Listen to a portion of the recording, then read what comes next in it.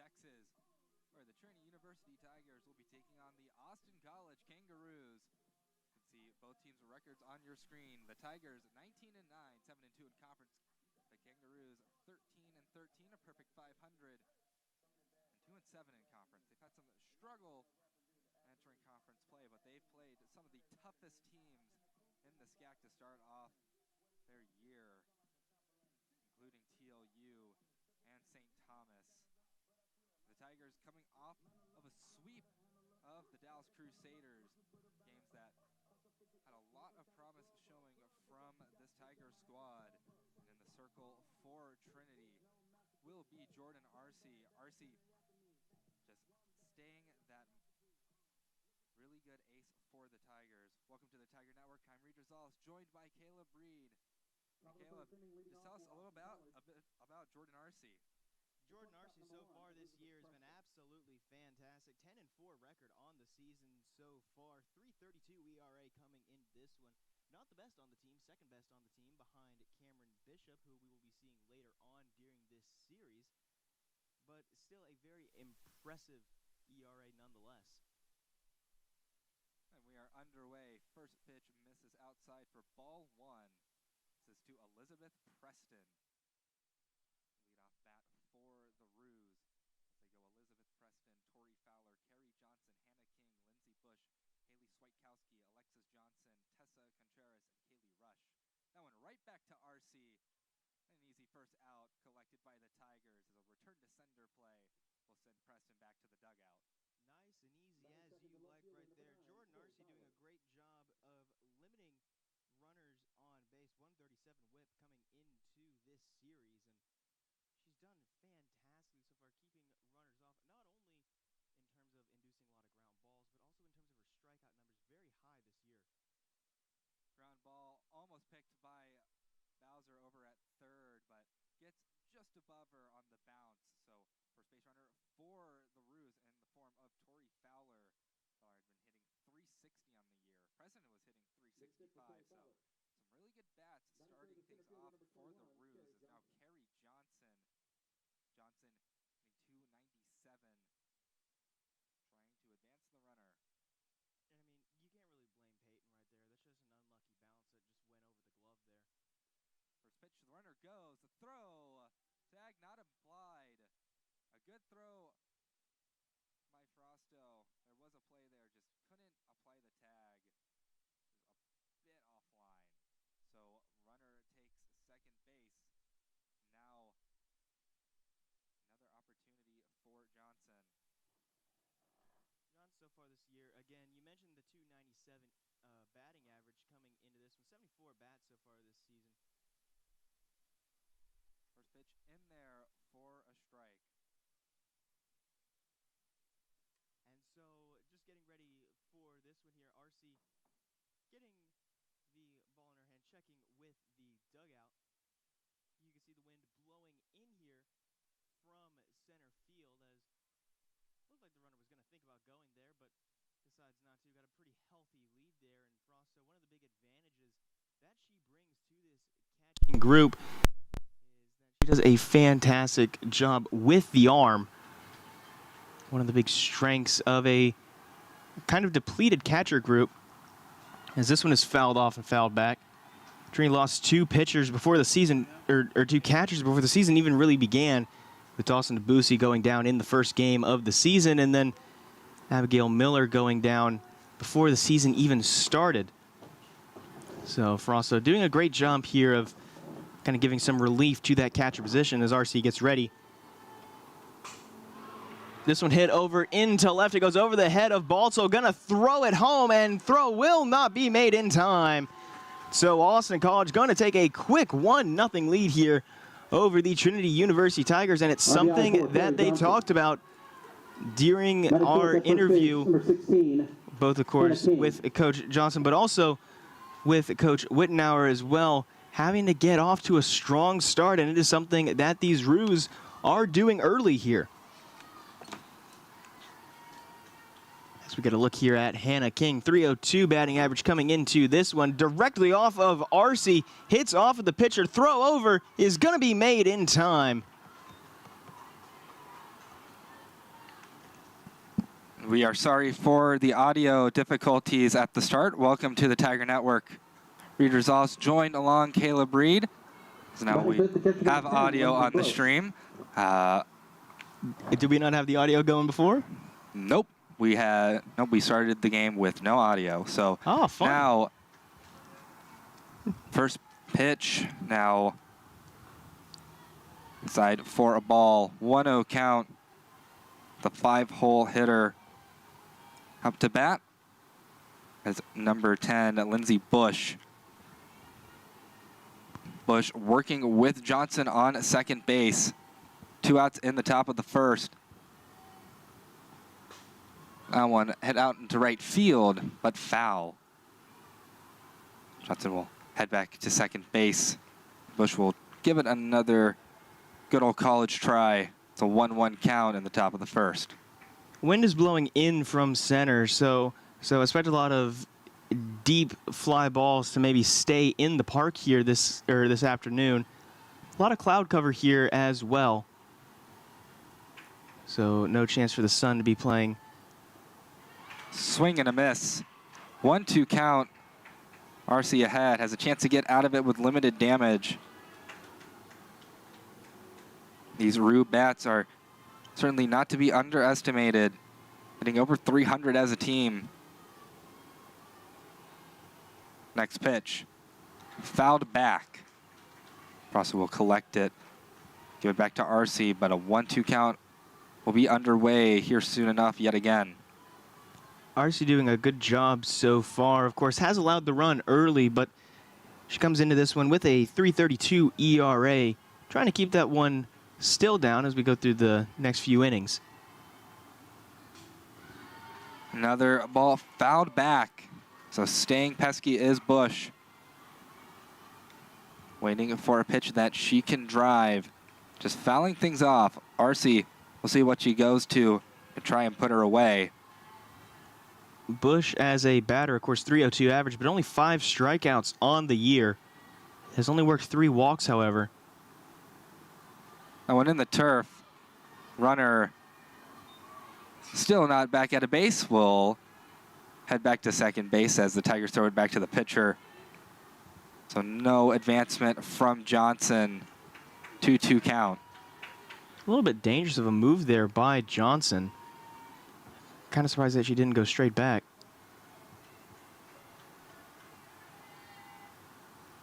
The delivery from RC. High inside, so a full count for Bush. Trying to draw a walk. Continue the inning for the Roos. She'd pass it over to Swiatkowski, who's on deck. Swiatkowski, of course, the two-way player, also comes in at pitcher sometimes as well for Austin. Ground ball snagged by Williams. She dives for first base and tags it. So Tigers out of the top of the first with limited damage done. A great pick by Williams. Austin hops to a 1-0 lead as the Tigers will take their first swings at the plate after this short break on the Tiger Network.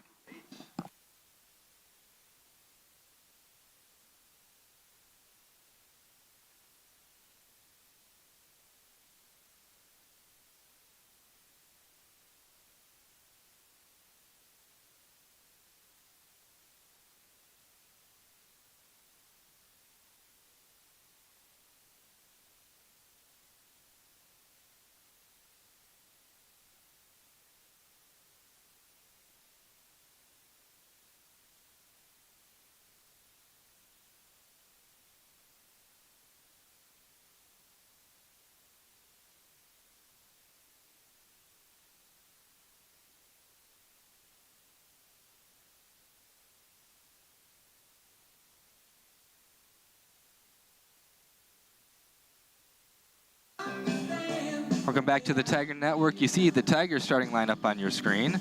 Samantha Tagawa, followed by Sydney Watson, the designated player Hannah Boudreau. She's the designated player for Zoe Frosto, the catcher for the Tigers.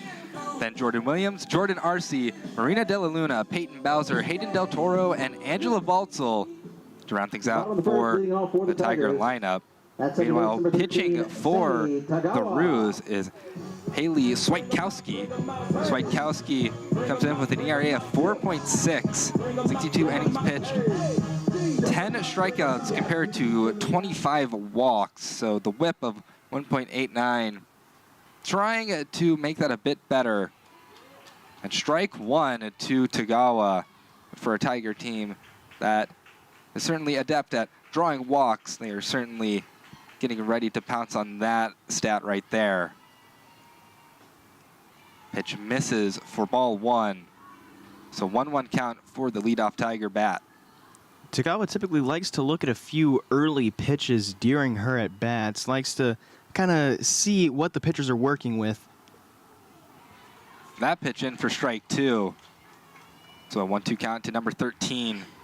The freshman trying to get something started for the Tigers early on. 1-2 pitch. Outside. So a 2-2 count for Tagawa, as Sammy certainly does love to scout the pitcher, get information to her teammates. Swiatkowski's 2-2 pitch. Fouled off by Tagawa, reaching out to hit that one. This is something that Coach Johnson was talking about during the earlier interview this week with him. He mentioned, whenever we asked about this very dangerous Tiger lineup, he mentioned that they were going to be going aggressively, going on the attack with their pitches in the zone. Ground ball back to Swiatkowski. Throw to first, easy enough. Tagawa retired. It's the first out of the inning, collected by the Roos. So now Sydney Watson gets information from Tagawa before stepping in to the box. She'll try to have a bit better luck against Swiatkowski.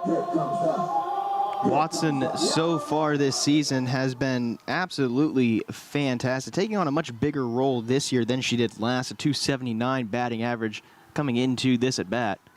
Up the middle, that will be a base hit for Watson. First pitch, first swing, first hit of the day for the two-hole bat. And that one's definitely going to help there. Second pitch, straight back up the middle. And we're going to get the replay of it there. Just perfect placement right there for the early single. And it's something that Watson does a lot, just getting an early hit to kind of get momentum started for Trinity. She is a big momentum starter for this team. So now Hannah Boudreau swings through that one. Runner goes, the throw. Potentially a play, but the slide good by Watson, going feet first. So Watson will snag second base, as the Tigers do their classic swing through to distract the catcher play. Watson, of course, kind of a little bit of an underrated speed threat. She typically doesn't get to use it so much because Tagawa gets on base before more often than not. That one hit up into the middle. Watson will round third. She's going to try and score, and she will. Nobody at first base, so Boudreau will head back to first. So Hannah Boudreau, RBI single, just rocketed past Preston over at shortstop. A lot of speed on that ball. Hannah Boudreau had the lead in RBIs going into this series, and she will continue to extend that lead there with number 24 on the year. She leads in every single offensive category so far, and well, almost every single offensive category, and she continues that here. Now Jordan Williams, the senior cleanup hitter, getting a little bit above 360. Works with Boudreau on first base. That one in the turf. Ball two for the all-time leader in walks for the Tigers. Step back into the batter's box. So the Tigers have tied things up. 2 hits by the Roos to score a run, 2 hits by the Tigers. And that one's up the middle for another base hit. Past the glove of Preston yet again. For Jordan Williams. So now just stringing the hits together are the Tigers. Trinity has done great, and it's something that they do very well. Whenever they have momentum, they ride that momentum very, very well. The big problem this season has been getting momentum, particularly to start games. They typically start slow before kind of heating up, but they are starting off very hot this afternoon.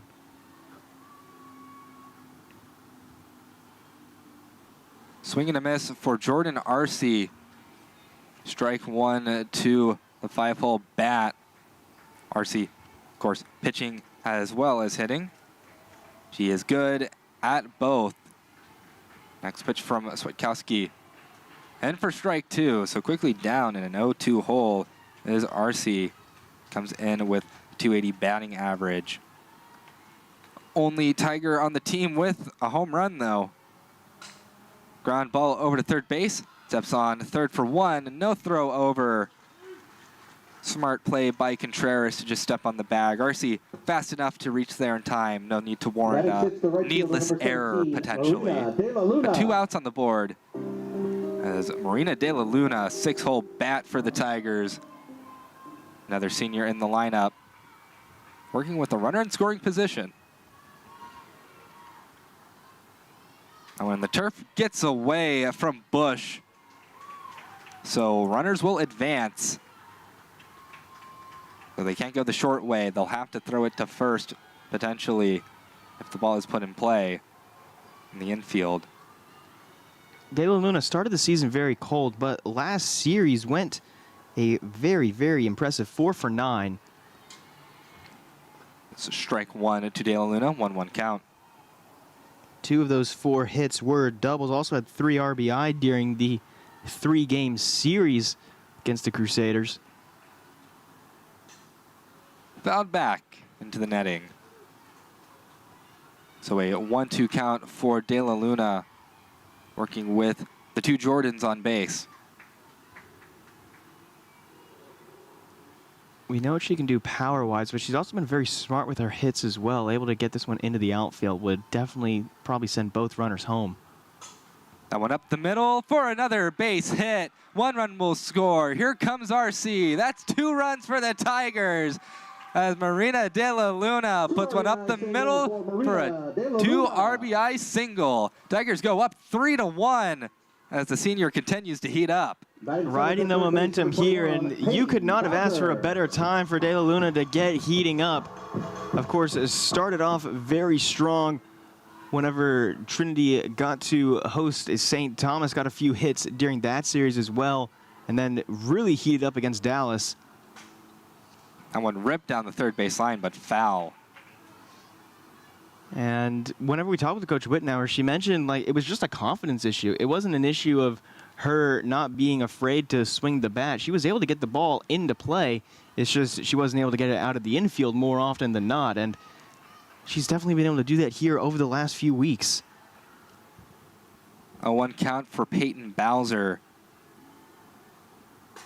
One put out into right field, but foul. So an 0-2 count for Peyton Bowser. Bowser last weekend went 3 for 9. Did have a run off of those 3 hits, also 3 RBI as well. Bowser swinging .317 on the year.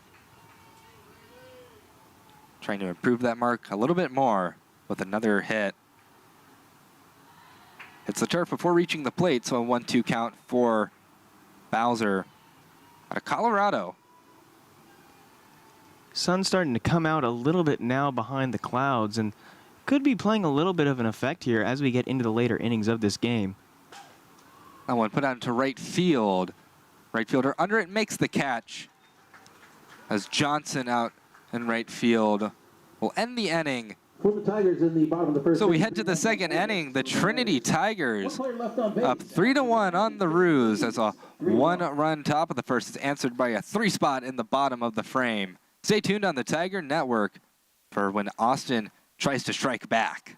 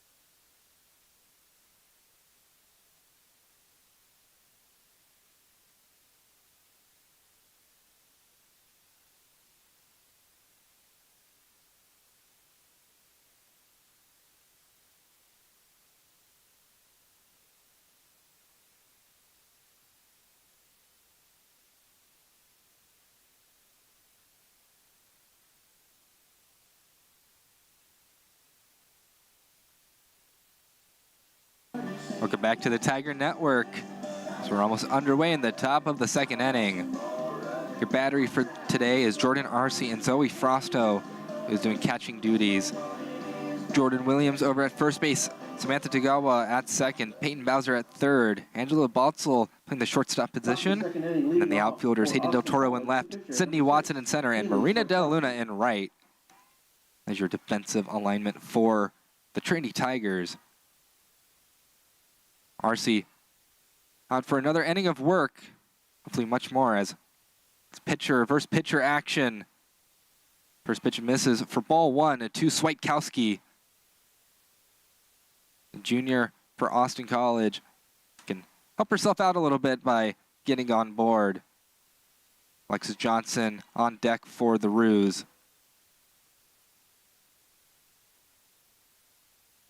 That pitch misses for ball two. So 2-0 for Swiatkowski as she's ahead in the count.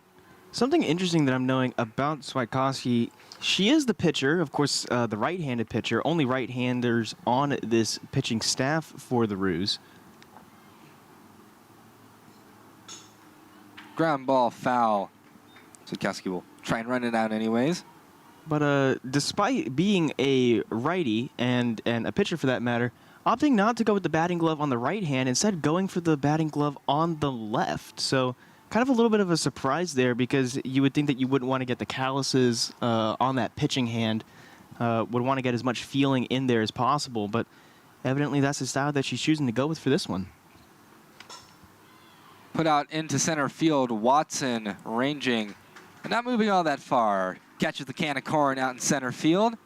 That'll be one out away in the inning. The Tigers retire Swiatkowski. Alexis Johnson. Now another player that's prominently a pitcher, Alexis Johnson, steps into the batter's box, trying to follow up with a better performance than Swiatkowski.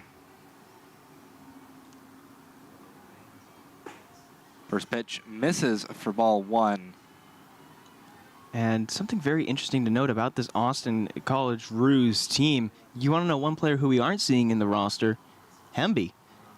Chrissy Hemby, who is the team leader in basically every offensive category, also a great defensive player as well, not in the starting roster, not in the field for Austin College. So will definitely be something that we will have to be keeping track of. Might have to go down there in between games 1 and 2 and kind of ask what happened in between last week and this week. Pitch in the turf before it reaches the plate. So still a favorable count for Johnson. 2-1. Game starting near by 15, a little delayed. Arce getting ready to deliver the 2-1 pitch. That one misses, says the home plate umpire. 3-1 count. The Austin College Ruse on their way down to San Antonio. Their bus blew out a tire, so I had to take a little pit stop to fix that up. Got here eventually. Always unlucky times. But a full count now for Johnson. So Arce trying to salvage this AV and retire Johnson. I think that cars in general are just cursed today, because heading down from 35, I had a little bit of a transmission issue. Ended up blowing out the clutch on the way down this morning. So overall, overall, a pretty bad day for driving down to San Antonio, I think.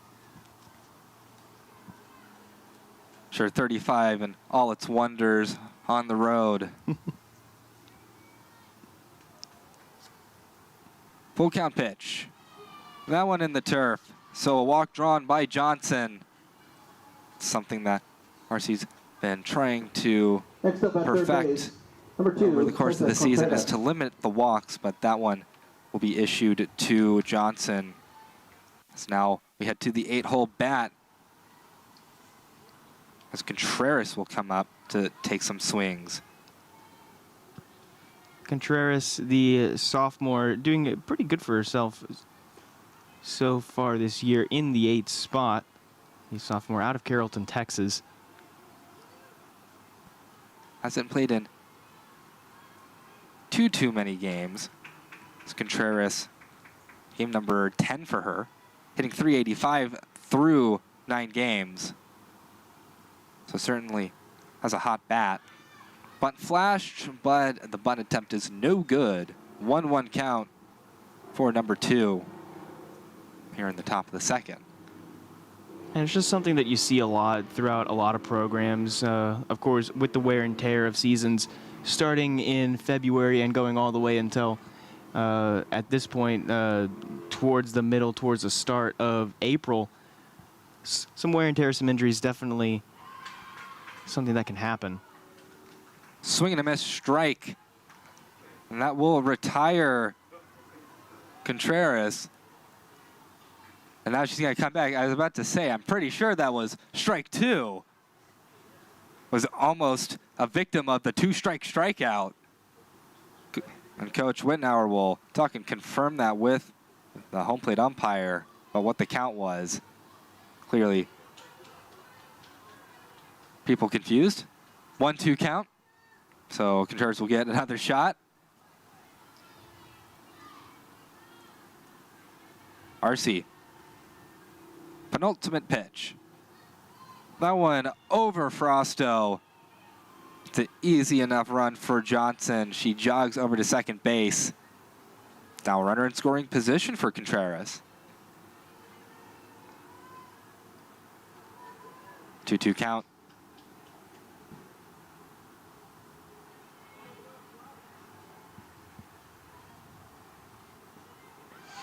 And they ring her up. RC, good pitch in the zone to strike out Contreras looking. 2 outs on the board now. We head to the 9-hole bat for the Roos.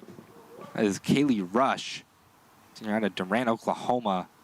Out-of-state player, trying to make some noise in the Lone Star State. Strikeout number 1 on the day for RC. Strikeout number 74 on the season for the sophomore out of Thousand Oaks, California.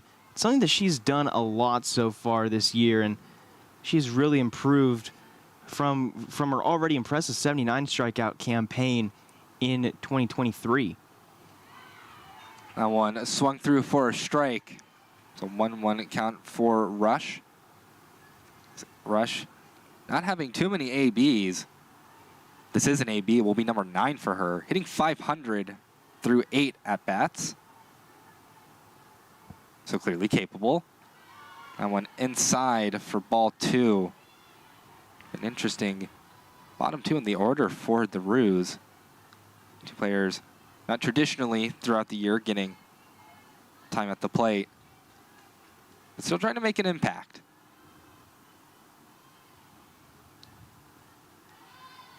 Pitch misses. So 3-1 batters count for Rush. Johnson on second base. Trying to drive her in. Bring it to a 1-run game.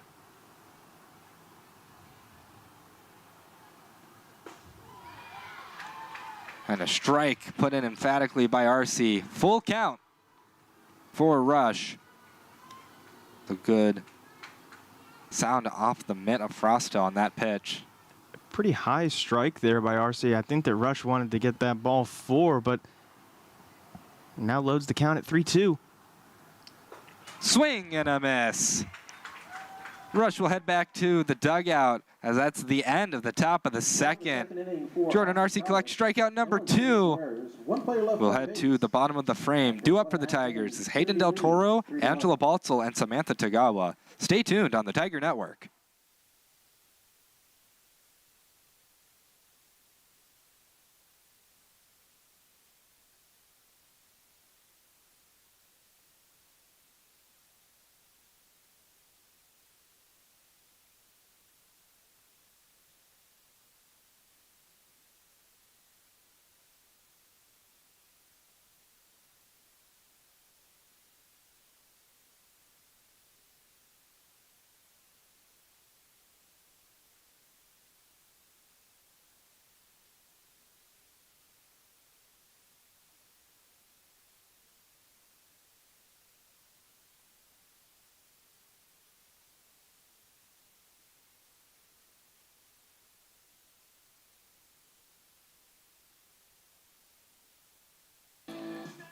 Come back to the Tiger Network.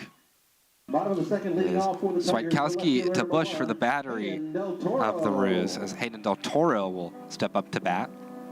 King over at first, Rush at second, Contreras at third, Preston at shortstop, Fowler in left, Johnson in center, and the other Johnson in right is first out very quickly collected as Del Toro hits the first pitch he sees for a liner right to King. Quick out number one as Angela Baltzel will signal the 9 spot for the Tigers. Now batting the shortstop, number 2, Alexis Johnson out in right field, by the way. If you're a fan of the Ruse, I'll give you a guess at who's out in center. 50-50 shot there. Just go ahead and flip a coin.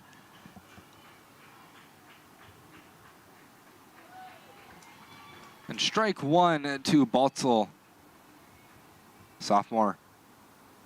Working with an out on the board as Del Toro was very quickly retired for out number 1. Grounder gets past the mid of Contreras.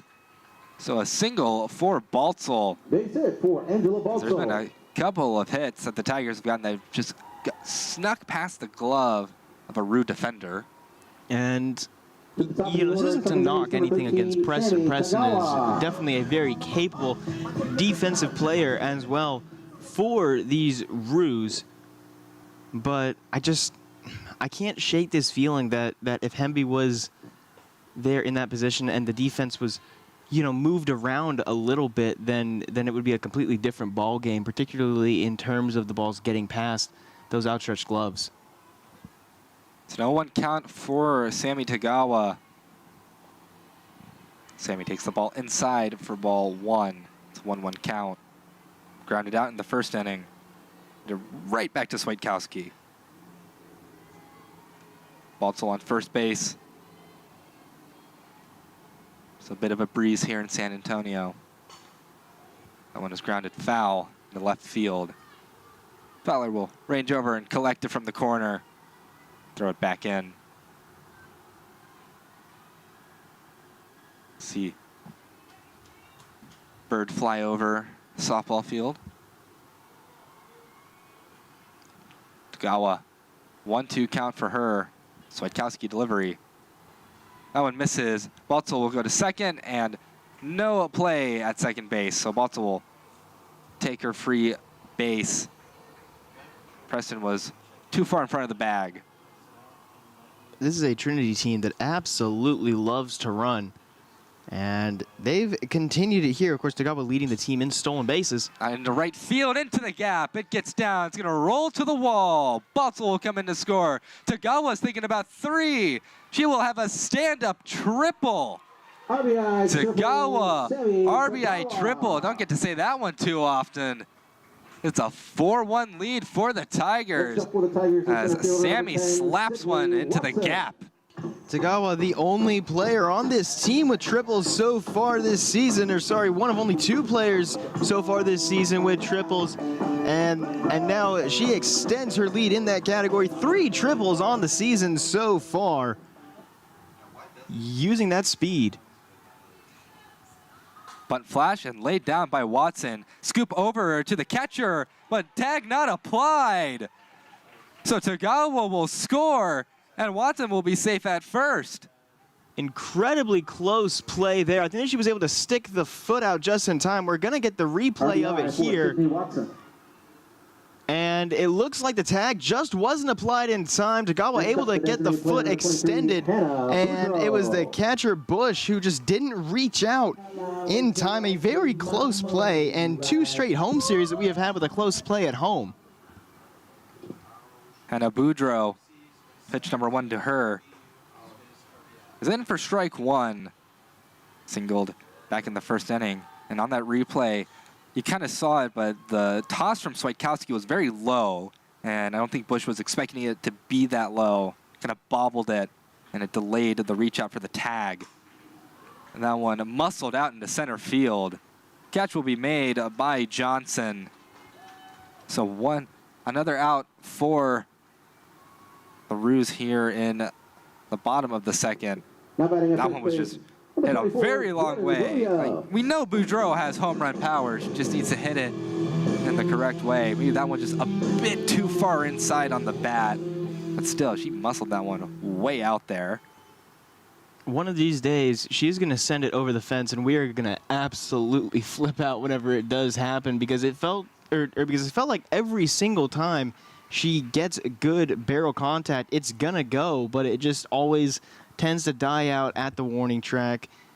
And ripped down the right field line. Dangerous, but foul. And just ends up not getting there. But the day that it finally does get there, there's going to be a party up here in the pavilion. 0-2 count for Jordan Williams. I think the wind blowing in, perhaps the difference. That one slapped in the left field, but foul. So still no 2 count for the senior. Singled in the first inning. It's a part of that. The effort for the 3-run spot in the bottom of the first.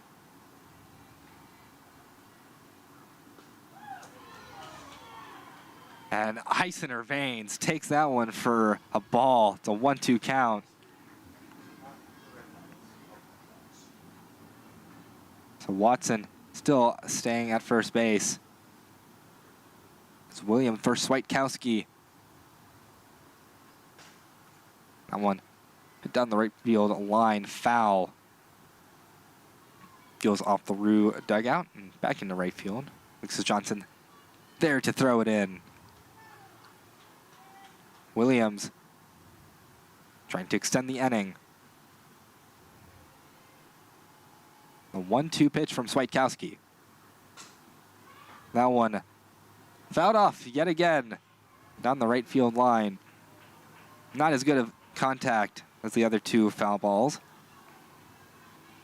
But still making Swiatkowski really pitch to her. Another 1-2 count pitch.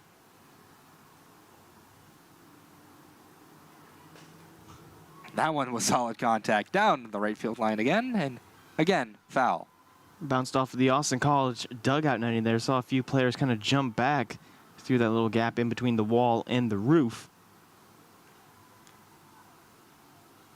Gotta watch your fingers if you're leaning on that netting.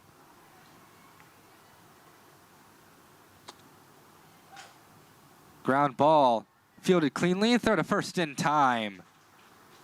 So Swiatkowski ends up getting the better of Williams, but still, Tigers go up 5-1.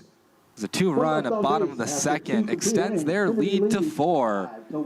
We will head to the top of the third here on the Tiger Network. Due up for the Roos, Elizabeth Preston, Tori Fowler, and Carrie Johnson.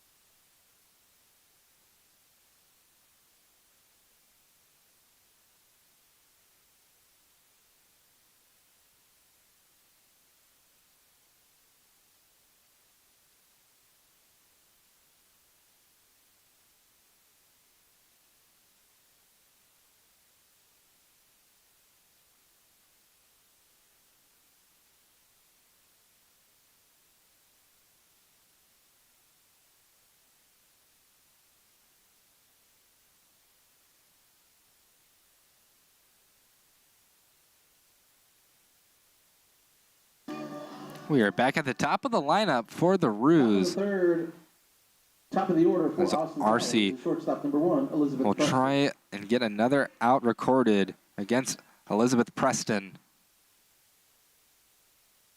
Preston grounded out to RC back in the first inning.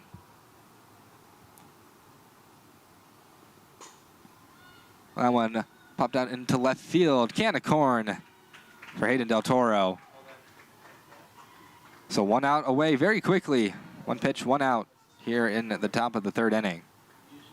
Mentioned the decision for the batting gloves with Swikoski, but something also to note: Jordan Arce typically decides to go with the long sleeves with her uniform, deciding to kind of roll them up a little bit this afternoon. One fouled back. 0-1 count for number 9. It's Tori Fowler, sophomore out of Red Oak, Texas. Most likely due to the kind of high humidity that we had earlier today. Of course, had some drizzle earlier on. Thankfully, no heavy rain. Pitch misses. 1-1 count for Fowler. Yeah, it was a surprise. I hadn't looked at the weather, and when I walked outside, it was misting. Mist hasn't carried on into these games as early on in the day. In the turf, we're playing a good game of softball so far for the Tigers. They lead at 5-1, 6 hits compared to the Roos 2. 2-1 pitch from Arce. And this is the outside part of the zone. 3-1 count for Fowler. You can see Tagawa playing very far in. They're waiting for some weak contact.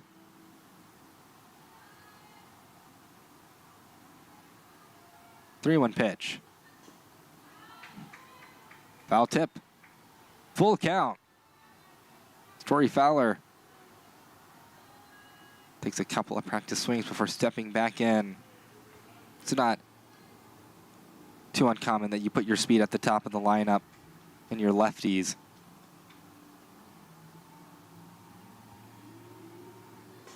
That one right to Tagawa. So the shift works to perfection for the Tigers as there's 2 outs in the top of the third. Exactly how you draw it up there for the Trinity defense. And Tagawa just right place, right time. Something that she's been able to do a lot so far this season. This Trinity defense has been very, very stifling, and one of the big reasons why this team has such a low team ERA. Now taking swings is Carrie Johnson. Senior on this Roos team, hitting in the 3-hole spot. Ground ball collected by Baltzl. Throw over to first in time. So the Roos go 1-2-3 in the top of the third. Unable to get anything going. Head to the bottom of the third, where Jordan Arce, Marina Della Luna, and Peyton Bowser are due up soon on the Tiger Network.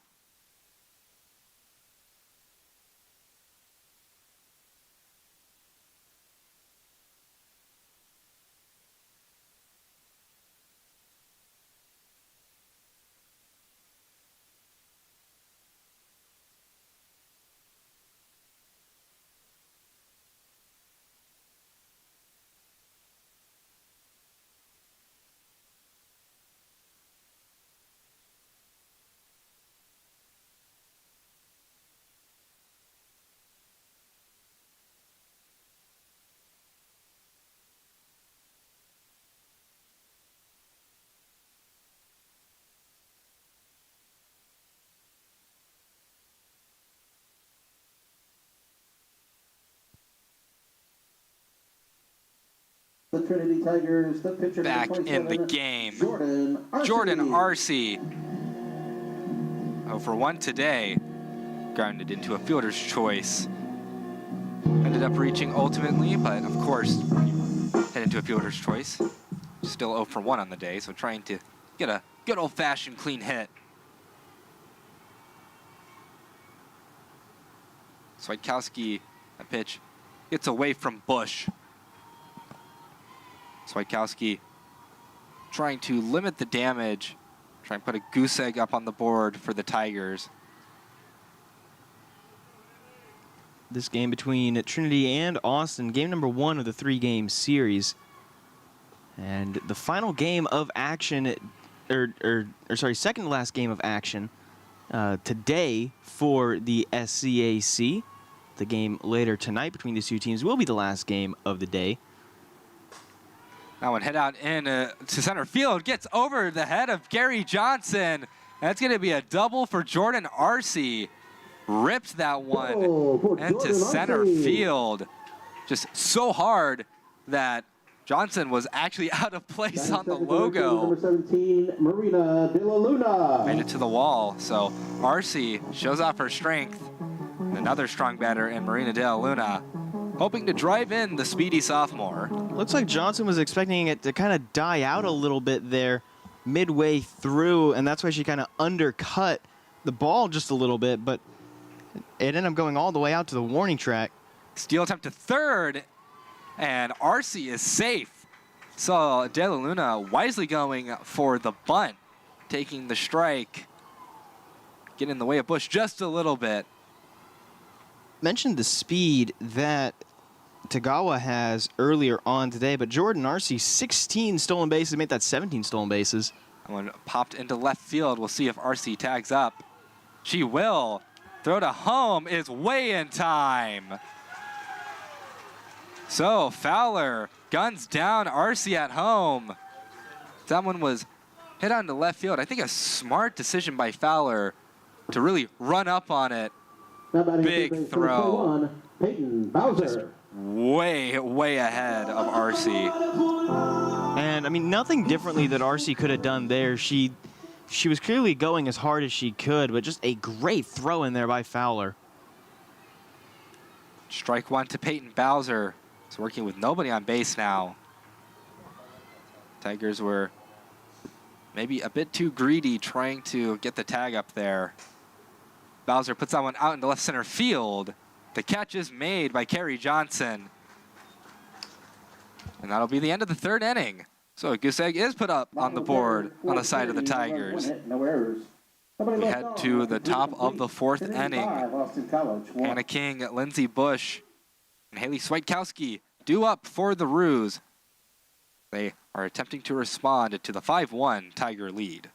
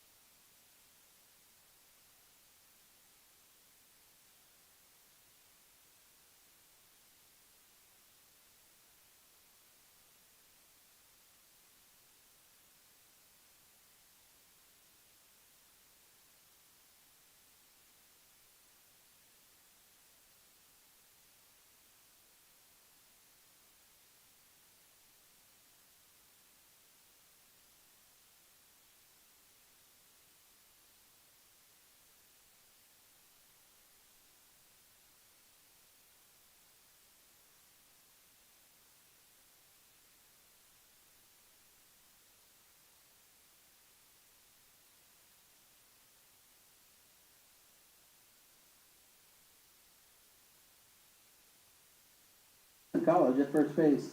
Number 16, Hannah King. Hannah King starts things off for the Ruse.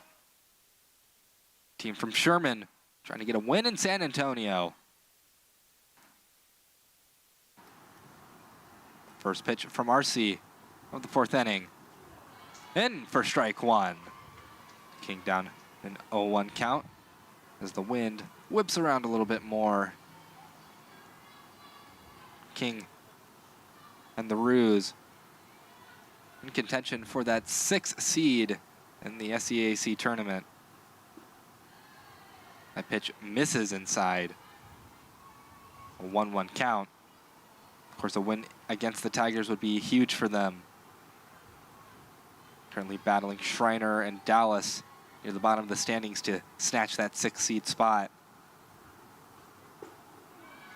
Strike two. King has yet to take a swing in this AB. Waiting for her pitch.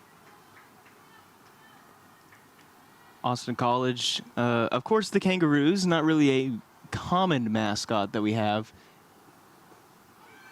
And they're going to ask, did she go? No, she didn't. It looked like she went from up here, so I think a wise call by the umpiring crew. 2-2 count for King.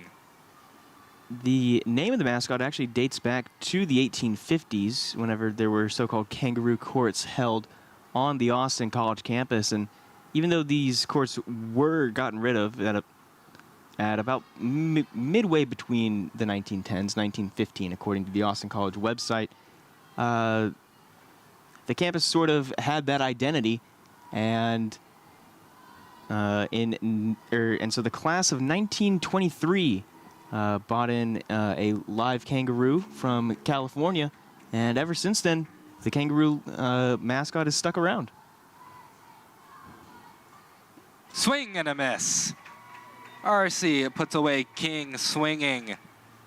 That'll be out number 1 here in the top of the 4th. RC collects strike out. Catcher number 10, Lindsey Bush. Number 3. Now Lindsey Bush, 0 for 1 today.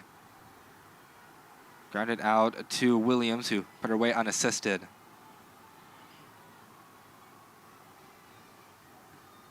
That one fouled back. Of course, the Tigers, named after the Detroit Tigers. Detroit Tigers baseball team came down to practice with the Trinity baseball team, and Trinity adopted the Tiger logo. And then eventually, of course, Leroy from the nearby San Antonio Zoo. Swing and a miss. 0-2 count for Bush. Yeah, the Trinicat to end all Trinicats, Leroy the Tiger. Of course, we know that Felix is the Trinicat president, but if we actually had a live tiger, do you think that he would win the election over Felix? I think there'd be a chilling effect. High inside for ball 1. Also, when the Roos come down here, gives me a chance to pull out a $5 word. The marsupials. Only time you can say that about any of the mascots. Any of the mascots in the SCAC, of course. One misses low. 2-2 count. I'm sure that somewhere out there's probably a West Coast or a maybe New England area team that has a koala mascot. Can't be too hard to find.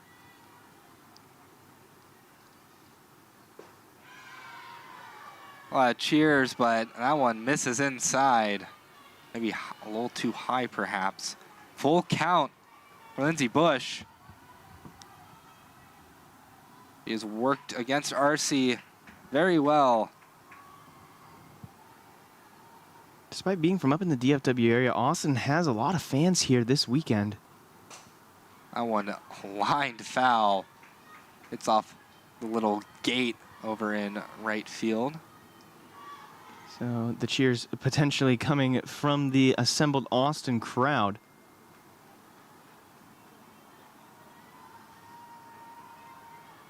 RC versus Bush, still a full count.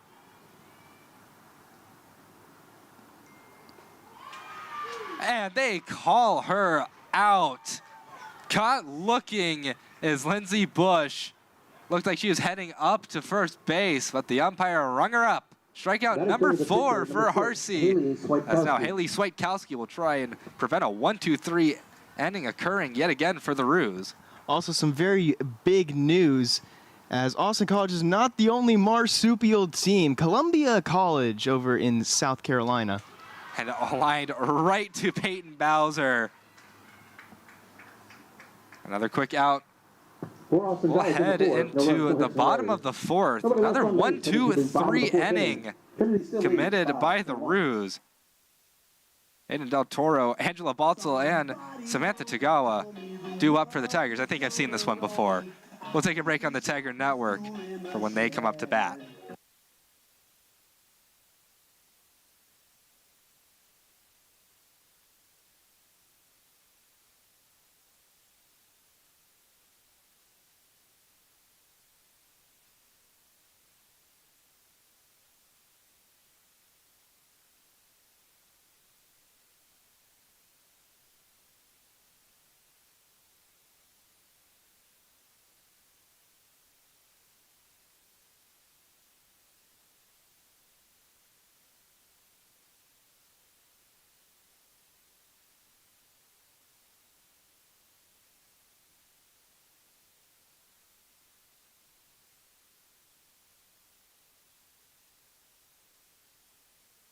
Tigers, left fielder number 1, Hayden Del Toro.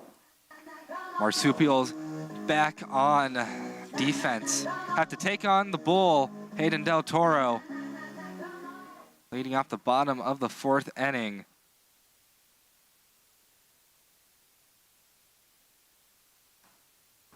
First pitch, misses, ball 1.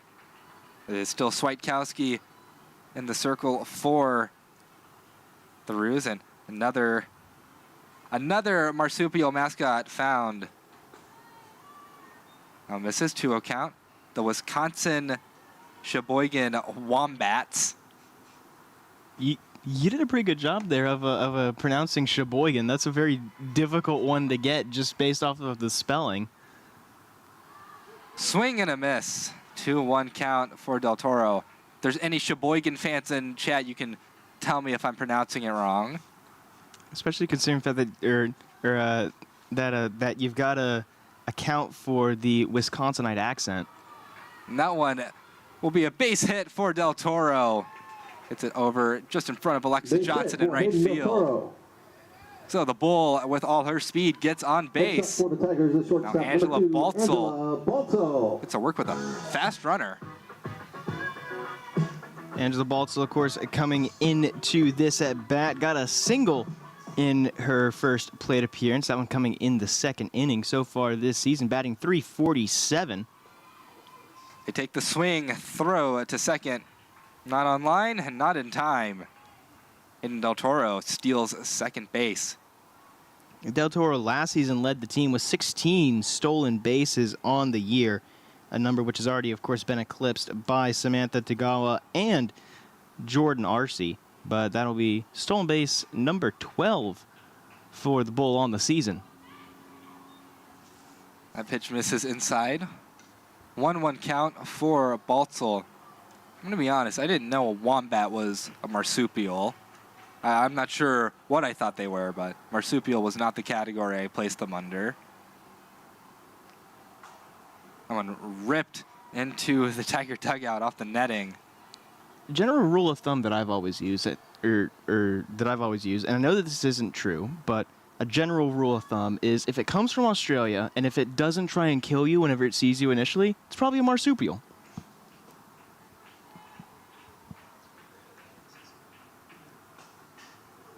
That one fouled into the Tiger dugout. That one maybe getting into the Tiger dugout, but no, out into the outfield. Thank you so much to Josh in the control room, who's just given us another here as the SUNY Canton Kangaroos. Another one here. So awesome. Not even the only kangaroo mascot. That one will be off of Johnson. So a base hit by Baltzel. Careens off of Johnson, allows Del Toro to go to third. So runners at the corners for Sammy Tagawa.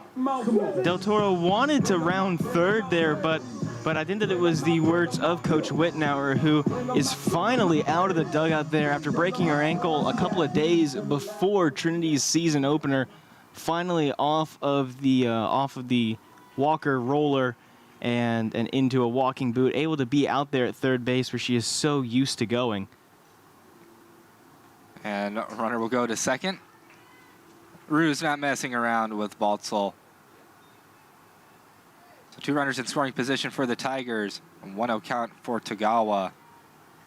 As SUNY Canton State University of New York. They are a Division III school. A pitch in there for a strike. So Tagawa trying to work a 1-1 count into a hit. That one grounded foul, so now a 1-2 count. Whenever I see a SUNY school, I always think that they're in the SUNYAC, because all those schools have the SUNY in front of their names, but I also have to remember the Empire 8 exists. Sometimes there's SUNY teams in there. Sure, Josh Montgomery will enlighten me. That one put out into right field, and it gets down. 1 run will score, and that'll be all. They hold up Baltzel at third, but Del Toro rushes into home And it's a 6-1 Next up, the game. center fielder number 10, With some good hitting by the Sydney Tigers. Watson.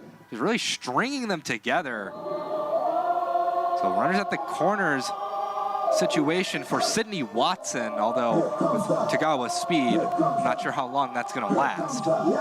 Trinity has continued rolling here, and as we mentioned at the top of the broadcast, whenever they get momentum, they keep their momentum. And they are continuing to do it here in this inning. Started off hot, continuing hot, and during this inning, they have continued here. One run has already scored, runners on the corners, and no outs, very crucially. So not a lot of room for this Ruse defense to work with. That one ripped in the left field, but foul. Makes it 0-2 count for Watson. And confirmation from Josh Machigemba. SUNY Kenton out of the SUNYAC. So I'm still doing good on my Sporkle quiz for Division III teams. Swiatkowski is ahead in the count against Watson. But into left field, that one's foul. A lot of the foul balls from the Tigers have been just absolutely ripped into foul territory. They can time it a bit better, do some really good damage as we've seen a couple times this game. But it's a sac fly situation right now. That one put out into left center. The catch made by Fowler. Run will score, but Tagawa will have to go back to first base. For Sydney Watson. So it is 7-1, an RBI for Sydney Watson as the sacrifice is complete. But great speed from Fowler out in left field. Boudreaux. Fantastic job. They're able to get to that one. Of course, Fowler, we saw what she can do with her arm earlier on during this game whenever she threw RC out at home and then able to move over. So a very talented overall left fielder is Fowler, but also a very talented batter is the one up at the plate. Throw to second, and yet again, the Tigers get the better of the Ruse. They snag another base. As Hannah Boudreaux up to the plate at the moment, got a single, an RBI single in the first inning. Flew out in the second inning. That one is fouled back, a 1-1 count for the three-hole bat. Boudreaux trying to work her average. It dipped below 400 for a little bit, but still around that marker. That one grounded into right field. A base hit for Boudreaux. Puts runners at the corners. Base hit for Hannah So Boudreaux. one out on the board. Double play opportunity for the Ruse if they are able to make use of it. And Jordan Williams now work with runners at the corners, meeting in the circle. So everybody in the infield meeting with Swiatkowski. I'm wondering if we're going to see perhaps a change here, as it looks like he's just talking with the team at the moment. I haven't seen any movement in the Austin College bullpen, although one kind of unfortunate issue with the placement of the pavilion is that there's a pretty good-sized tree blocking the majority of the bullpen from view. Next up for Trinity, number 24. They are not going to make a change at pitcher, and instead just a quick little pep talk there to try and get Swiatkowski to calm down a little bit. That was head coach Brandon Johnson going out and talking to his pitcher. The plate umpire puts the mask back on. We can play yet again. Pitch in there for strike one.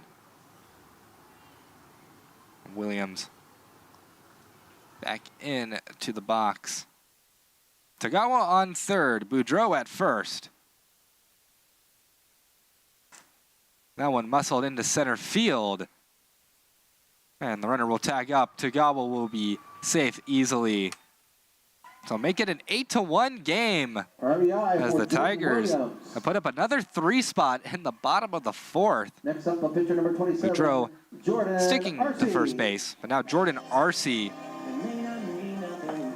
wanting to do some more damage with the stick in her hands. Tigers in the white with the maroon pinstripes. Roos in black in their own shade of red. That one is fouled off. 0-1 count now for RC. Little trim around the numbering. Oh, it's obviously to the outsider of the SCAC. That one misses outside for 1-1. It's funny to see sometimes on Twitter someone finding out that Austin College isn't in Austin, it's in Sherman. Even some supposedly big D3 analysts don't know that. Ground ball to third, throw over to first in time. And that'll be the end of the fourth inning as the speedy Jordan RC is retired. The fourth inning, 3 runs on 4 hits. There were no errors. But 3 runs put on the board. Tigers lead 8-1. Austin College will try and get anything going on offense in the top of the 5th. Alexis Johnson, Tessa Contreras, and Kaylee Rush trying to really get anything going on offense. We'll take a break on the Tiger Network.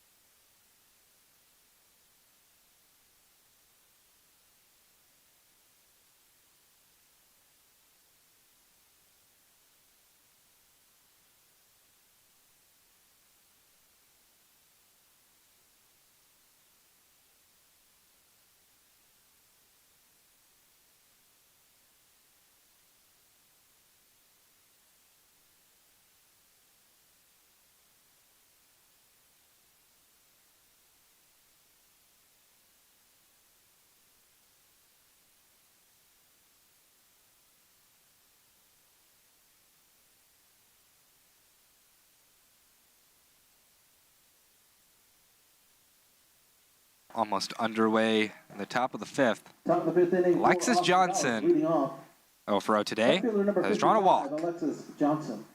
Tried to be just as productive here in this plate appearance. RC pitching very well right now. Through 4 innings of work, 4 strikeouts, only 1 walk issued.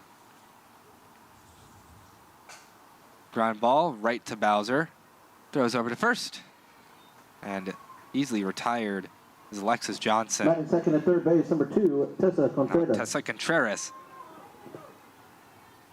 8-hole bat, 0 for 1 today. The Roos certainly want to score because as we enter the bottom of the 5th, we are in run rule danger here if you're the Roos. The Tigers are ahead by 7 if they score 1 run at the bottom of the 5th. If the Roos were not to score in this top of the frame, it would be a walk-off win for the Tigers. Just continuing with the clothing updates here, of course mentioned RC kind of rolling up the sleeves a little bit. One player who typically rolls up the sleeves is Sammy Tagawa, who does have the left sleeve rolled up. She normally rolls that one all the way up to the shoulder, typically trying to make it look like a sleeveless uniform, but the right sleeve all the way down with actually a full arm sleeve going on there, so kind of interesting to see the change there. Looks like she also has some tape on her hand as well, so potentially got a little bit dinged up during practice over the week. And just going a little bit easy on it this week. It's a 2-1 count.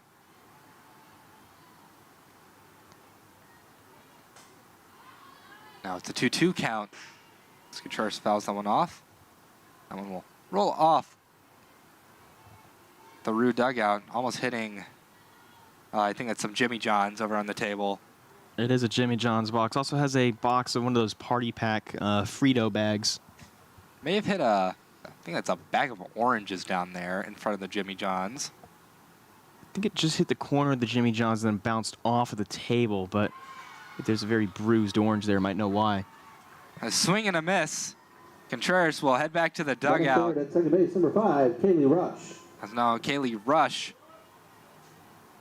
will try to prevent another 1-2-3 inning for the Roos. Jordan Arce collects strikeout number 5. Just pitching really well past the top of the first. Minute electric.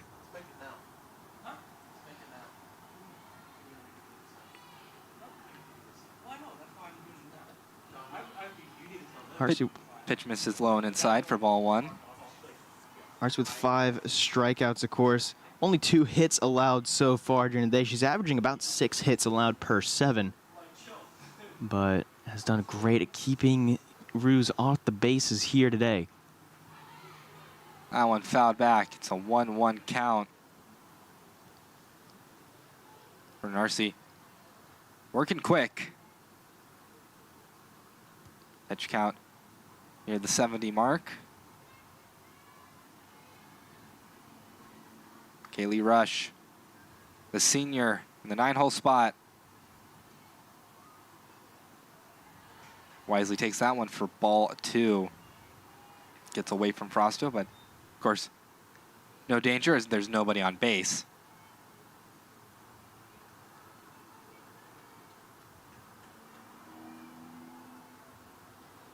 Austin College trying to get a hit here in the top of the 5th. Swing and a miss. So Deuce is on the board. Rush. Try to come up with a big time hit. Pitch from Arce. That one misses, so full count for the 9-hole bat. Once again, another good AB for Aru. They just need to get the better of Arce. Rush struck out back in the 2nd. And takes that one high. Didn't go around to check the swing, and she'll head to first base. As an effective plate appearance for Kaylee Rush. Now Elizabeth Preston is grounded out and flown out. Try and make use of Austin College getting a runner on base. Something that has been hard to come by. Well, only 4 runners allowed on all day compared to 5 strikeouts. Pitch taken for a ball. Frosto checks over at first, but Rush making it back in time. Looks like they wanted to check the check swing. Field umpire signals no swing. 2 umpire crew here today. That one grounded back. So a 1-1 count. Of course, sometimes that can be the difficulty of a 2 umpire crew, is trying to appeal on a swing to an umpire that may not have the best angle. Not necessarily saying that was a swing or not, it is just a downside that comes with the 2 umpire crew. Grounded right to Tagawa, and the shift works to perfection yet again. So another 0 on the board. We head to the bottom of the 5th. Marina De La Luna, Peyton Bowser, and Hayden Del Toro will start things off for the Tigers in the bottom of the 5th as they try to finish off the Roos in 5.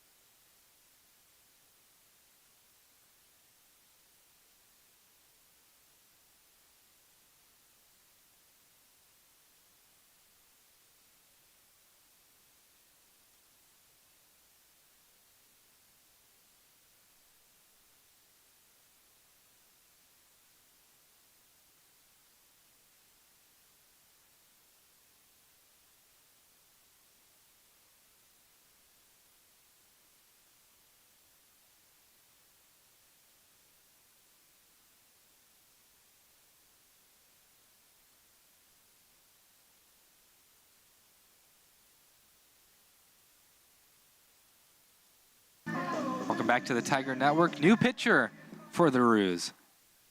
Number 11, Kaylee King, the senior, will come into pitch. ERA of 5.65. It's almost pitched 9 innings, 4 strikeouts to 6 walks, 2.19 whip. Has to go up against Marina De La Luna. It's De La Luna. Make it a senior versus senior showdown. Pitch 1 from King in there for strike 1 to De La Luna. King, aforementioned senior out of Kilgore, Texas. So if the Tigers want to walk off the Roos, they'll have to go through someone else. Grounded up the middle. Base hit for Marina De La Luna. Got a right past King. So base runner for Trinity. Now Peyton Bowser heading up to the plate. Looks like we're going to get a pinch runner for De La Luna as Coach Witt talking with home plate umpire. And now heading out there is Ella Whitaker. Whitaker having some really good speed on the base paths. Tigers are trying to put away the Roos in 5. Pinch runner for Trinity, now running at first base, number 6, Ella Whitaker. Bowser, we'll see if they send Whitaker to steal potentially. Certainly has the speed to collect second base. Whitaker, the 5'5" freshman out of Roanoke, decides to go for it. Throw. Definitely a play there. Tag not implied before Whitaker slides into second base. I think Preston thought she had the tag. Kind of looked towards the umpire. Maybe not too happy with the call, but runner in scoring position for Bowser. That pitch gets way away from Bush. Now Whitaker at third base. Rise ball gone awry. Maybe just a pitch slipping out of the hand of King. But now it's a sac fly to win situation for the Tigers. King definitely hoping to avoid that. Coming in with a 5.65 ERA. It is 7 stolen bases on the day for the Tigers. Ultra effective on the base paths. Ground ball, checking the runner at third. Throw to first in time. So 1 out on the board. Good pitch from King to force the weak contact from Bowser. So Hayden Del Toro will try to be the one to drive in the game-winning run. Now batting for the Tigers, number 1, Hayden Del Toro. Del Toro this season has 11 RBI, had 9 last year, and also had 1 whenever she went 2 for 6 with 2 runs of her own against Dallas in that 3-game series. Ground ball gets past the third baseman. Whitaker will come in to score, and that'll be all, folks. RBI double for Hayden Del Toro. RBI double for Hayden Del Toro. Walks off the Roos. She brings Whitaker in easily, and the Tigers celebrating outside of their dugout. That'll be it. It is a 9-1 victory for the Trinity Tigers in Game 1. Has a dominant performance on both sides of the ball. Really putting an exclamation mark on this win. A very, very efficient day, I'd say, for Trinity. Of course, the hits, the runs came very, very well for them. 13 hits on the day with their 9 runs. Head coach Bailey Whitnauer has won her 100th career game. As you can hear over the PA speaker, congratulations to Coach Whitnauer, her 100th career win as a coach. Absolutely fantastic achievement for her. On the day for the Tigers, in Game 1, Tagawa 2 RBI, Sydney Watson 2 RBI, Marina De La Luna 2 RBI, and then Boudreau, Williams, and Del Toro all collecting an RBI. And some applause from the crowd and on the field. Special win number for Coach Whitnauer. Coached over at Rockhurst Division II softball. Now here Division III after being a D1 player. Certainly been a journey for Coach Wittenauer, but win number 100 finally here for her. Winning pitcher will be Jordan Arce, going 5 innings, 5 strikeouts, 2 walks issued, only 1 earned run. Good day. 78 total pitches here in game 1. So 11-4 is now Jordan Arce's record. As for Austin College, Zoikowski will be getting the loss. Tigers put up 8 runs against her. We will take a break on the Tiger Network, as it's supposed to be 20 minutes, but it's probably going to be between 30 and 40. So tune back in almost half an hour. For Caleb Reed and everyone in the control room and working the stats and PA voice. We'll be back on the Tiger Network for Game 2, which right now is set for, hopefully, 7 o'clock.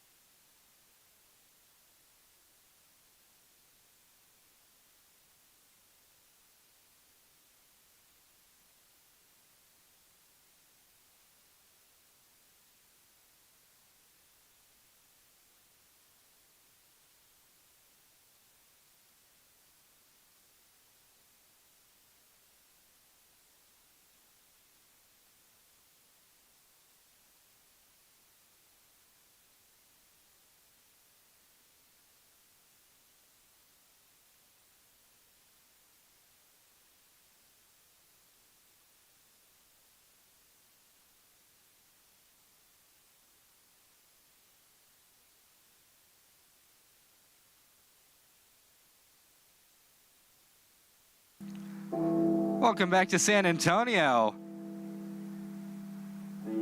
We are waiting as we're almost underway for game 2. As you hear the classic theme song of Josephine Colowine, who is in the circle to start things off for the Tigers in game 2. Not a pitcher we normally get to see getting starts. She's only started one other game this year. Colowine coming in with a 5.57 ERA. 27 innings pitched. A little over, actually. Trying to get something good for the Tigers going, as Elizabeth Preston will start things off for Austin College. Colowine against Dallas actually participated in 2 games.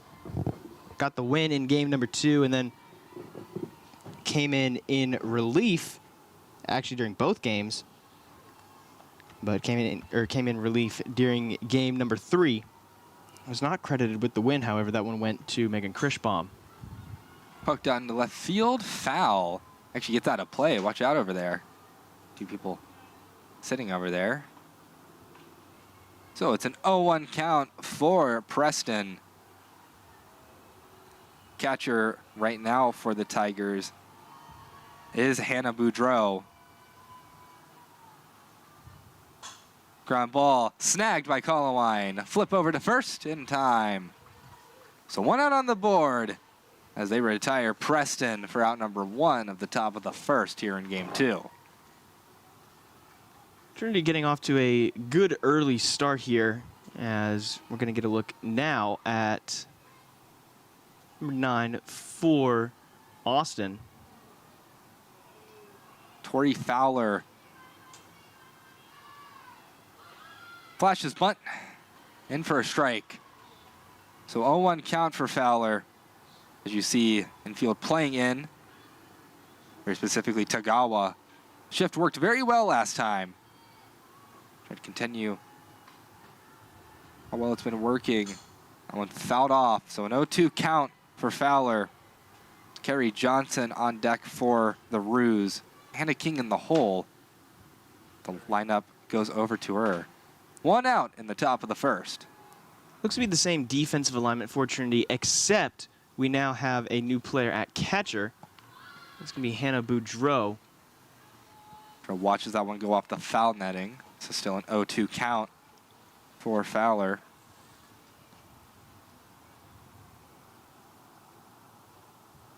Colowine. 0-2 delivery to Fowler again.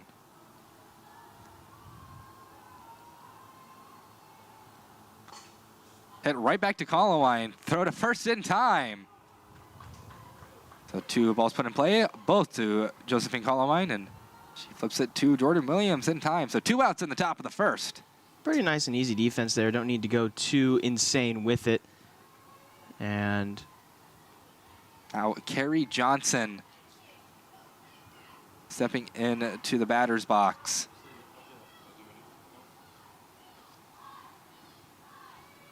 Pitch misses for ball 1 to Johnson.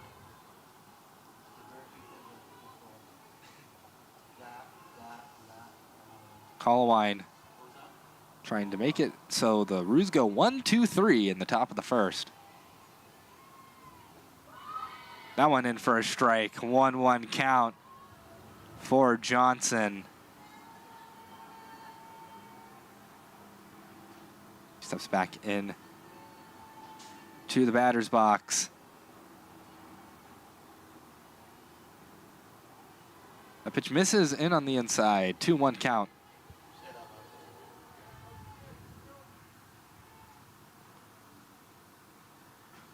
Colowine, during the series against Dallas, pitched 6 total innings, only 1 run allowed in both appearances combined. And a very, very impressive performance from the freshman out of Reno, Nevada.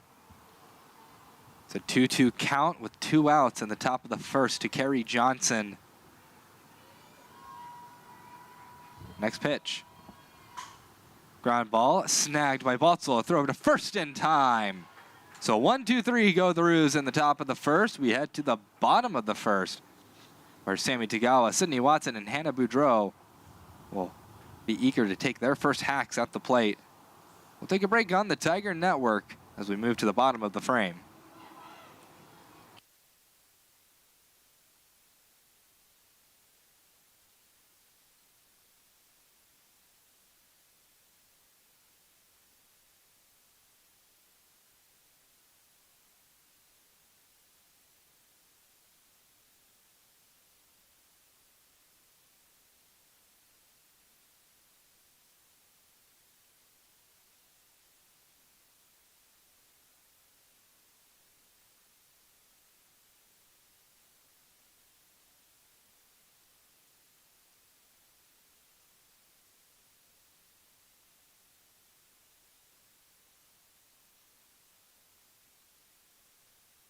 Welcome back to the Tiger Network. Pitching for the Roos, it is number 55, Alexis Johnson. ERA of 3.62. One of the leaders in the nation in complete games. 10 complete games. 14 appearances on the year. So more likely than not, she'll be going the full 7. At least full 7 is the hope for the Roos. Certainly don't want to get run ruled again. Johnson will complete the battery with a new catcher for the Roos. It's number 0, Alessandra Tobar. Freshman out of Los Fresnos, Texas. Bunt shown and dropped successfully by Tagawa. Throw to first is not in time. Tagawa legs one out as number 5, Kaylee Rush, trying to reach out and get the out at first, but just too fast is Samantha Tagawa. You can see the replay right there, and kind of a little bit of conveniently timed racing going on down 281 as Tagawa used all that speed that she has. And we know she can turn on the Jets, a big base stealing threat, but also a big threat to lay down that bunt. Take the big swing and the throw. If it weren't for Rush, may have ended up in center field. So stolen base for Tagawa. Tigers stole 7 bases back in game 1. Matches their season high. Stole 7 bases against Howard Payne in one of those games. With Tagawa at second. Next pitch taken for a ball. So 1-1 count for Sydney Watson. The junior taking a practice swing for getting ready for the 1-1 pitch from Johnson.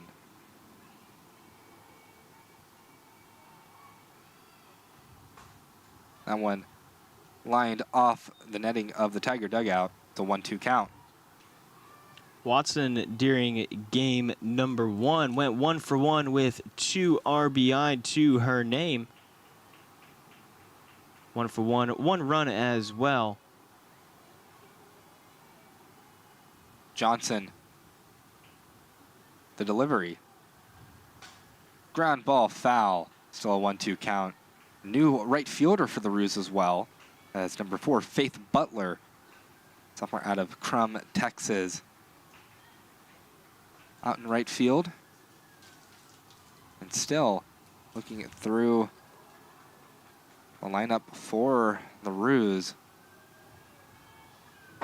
Still missing that one key player that jumps off the stat sheet when taken for ball 2. Still, for the Roos, there is no Kiersey Hemby. So we'll see how that affects game 2. The big offensive threat taken off the board. That one almost snagged by King over at third, but was getting past her into foul territory. So another 2-2 pitch will be on its way. Not only a big offensive threat as well, but Hemby, one of the best fielders for this team as well. A big loss for this Austin College team during games 1 and 2. And of course, you always hope that it isn't an injury concern, but whenever you have a player of this caliber not in 2 games, which are absolutely crucial for the conference, you kind of have to start wondering about what's the background behind it. That one lifted out into left field. A left fielder able to bring it in as Torrey Fowler able to track the ball successfully. Tagawa will stay at second. So Sydney Watson gives it a ride, but is ultimately retired for out number 1. Head over to Hannah Boudreau. Freshman trying to drive in her fellow freshman on second base. Fowler did a great job there freezing Tagawa, and we saw it earlier during game number 1, managed to gun RC down at home. But Fowler, definitely a fantastic outfield presence for this Austin College team.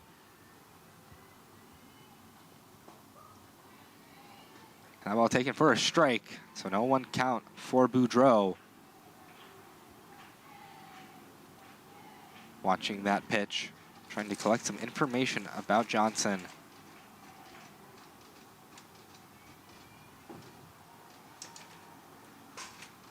That one put out into center field. Ranging back is Kerry Johnson, makes the catch. Tagawa will tag up and will be standing at third base. Sacrifice fly for Boudreau. She drives the runner up another base. So no sacrifice fly opportunity for Jordan Williams, but for the Tigers could put run number 1 on the board with a hit.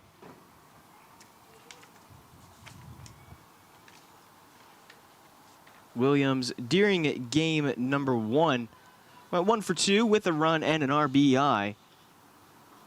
Also had a sac fly to her name as well. Taken for strike 1. So Williams trying to get hit number 2 on the day for the Tigers. That one getting away from Tobar just a little bit. But does not provoke Tagawa to take off for home. Still 0-0 ball game here in the bottom of the first, but Tigers threatening to score.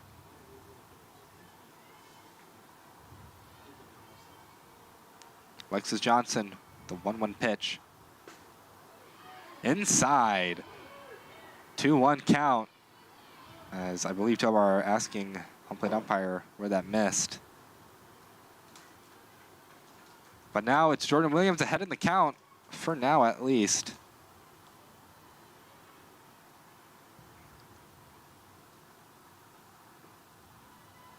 And that one misses, so 3-1 count for Jordan Williams. Could potentially draw a walk. Although I'm sure she's wanting to get Tagawa in. We'll see what happens on the 3-1 pitch from Johnson. Driven out into right field. It's going to get down. That'll bring in Tagawa.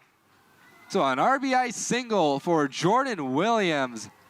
As she slapped that one into right field.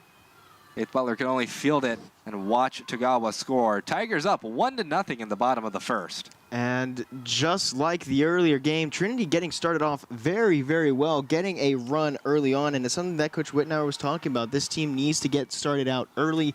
It's something that they weren't able to do against St. Thomas whenever they dropped the 2 games to end the series last time they were at home, and something that they also kind of struggled with a little bit whenever they went on the road to play Dallas, and they have definitely taken it to heart this weekend and have gotten the party started very early here in San Antonio.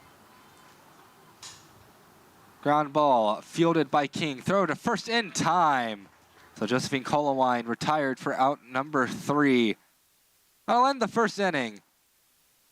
So we head to the top of the second. Ruse will look to strike back. Hannah King, Lindsay Bush, and Haley Zweitkowski will be the ones to try and get something going as the Ruse offensive woes continue. We'll take a break on the Tiger Network and see if they can get it together in the top of the second.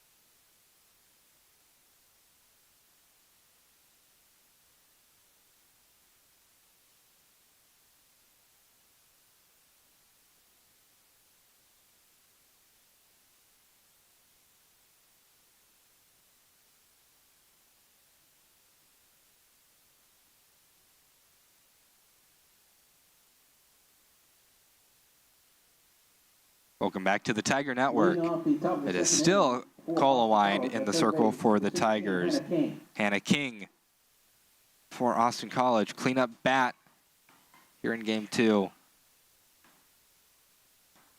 As the Roos offense, other than really the top of the first, back in game 1, has stalled for the most part.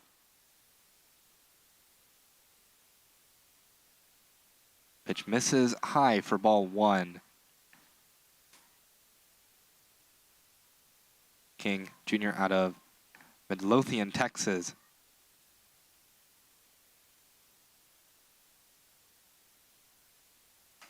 Ground ball gets through into left field. So a base hit for King, much needed. Base hit for Hannah King.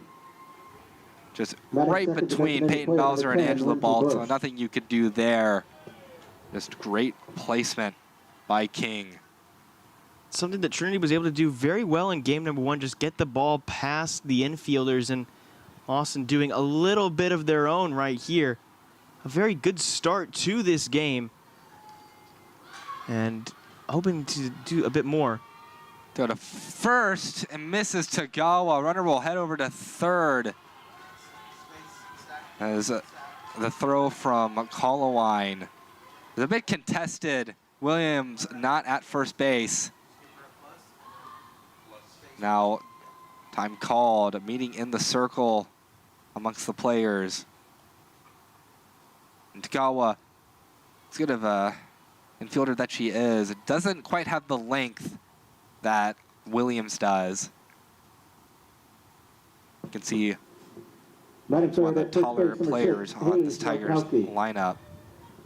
So runners at the corners for the Roos, with no outs on the board.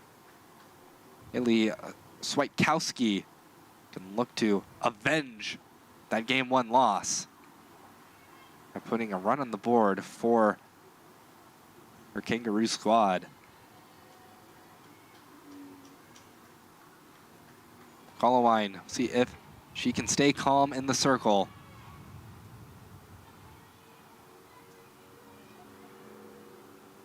Bunt showed and laid down. Colowine bare hands it, throws to first for the out. Throw home in time, but tag not applied.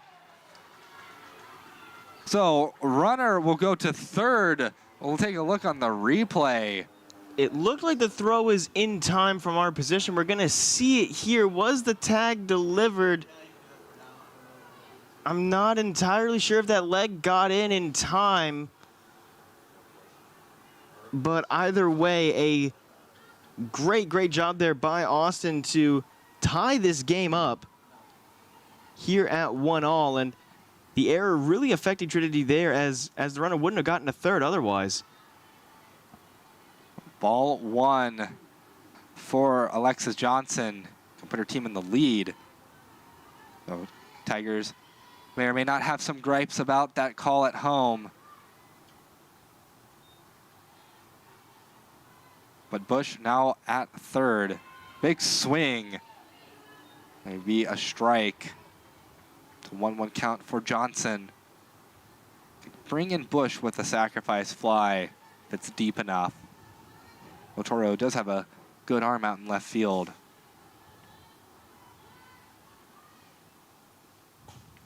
Grounder right back to Colowine. Looks like the runner at third. A very wise play by Colowine. That's out number 2 as Johnson is retired. Making sure to check the runner there. A good heads-up play. And now makes it so that a sack fly, sack hit is not an option. Now coming up to bat, it is Faith Butler. Butler so far this season hitting .327. Another Roo bat. That is pretty hot at this point in the season. 4 RBI for herself. Looking for number 5. 1-0 count for the 8-hole bat.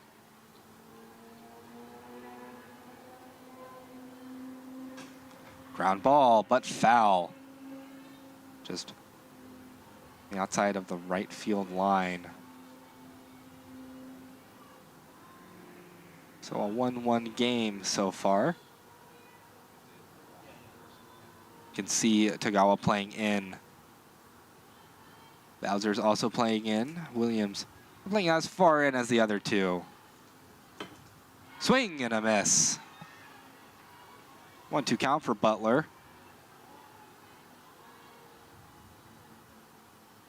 She steps back into the batter's box. 2 outs. The top of the second. Roos have already tied it. Weak contact. Easily fielded by Tagawa. The flip over to Williams in time. That'll be the end of the top of the second. Top of the second for Austin College, 1 round. And the Roos strike back. It's 1-1 as we head to the bottom of the inning. Marina De Luna, Sydney Boudreau, and Hayden Del Toro due up for the Tigers.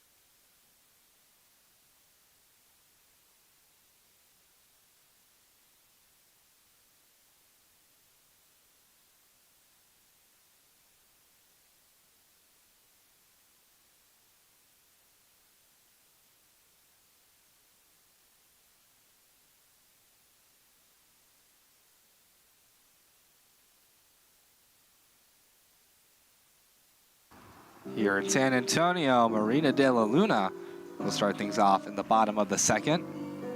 Senior seeing more playing time as of late as the bat is heated up. Marina De La Luna looking to be back in form. Takes that first pitch for a ball. De La Luna 4 for 9 against Dallas, and during game number 1 went 2 for 3 with 2 RBIs. So, of course, definitely heating up here in this final stretch of the season, and really no better time to be doing it. Ground ball up the middle, taken in by Preston. Throw to first in time. A great snag by Preston at the shortstop position. That's not an easy play to make. Good on her. 1 out here in the bottom of the second. Sydney Boudreau, player who we don't usually see in the starting lineup, will step up to the plate. Freshman trying to make an impact with the bat.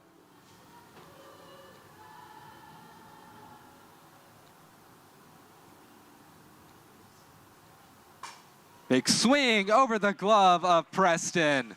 So a base hit for Sydney Boudreau. As she lines that one over Preston. Great hit by Sydney Boudreau. Boudreau has not gotten a lot of looks so far this season, as you mentioned. Of course, not a regular member of the starting lineup for Trinity, but so far this season, batting .286 on the year. Definitely going to be improving that number.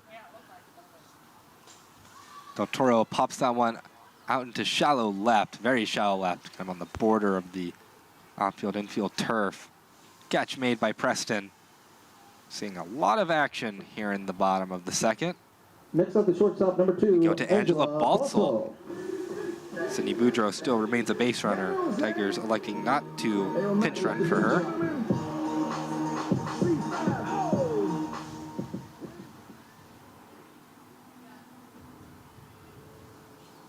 Pitch misses.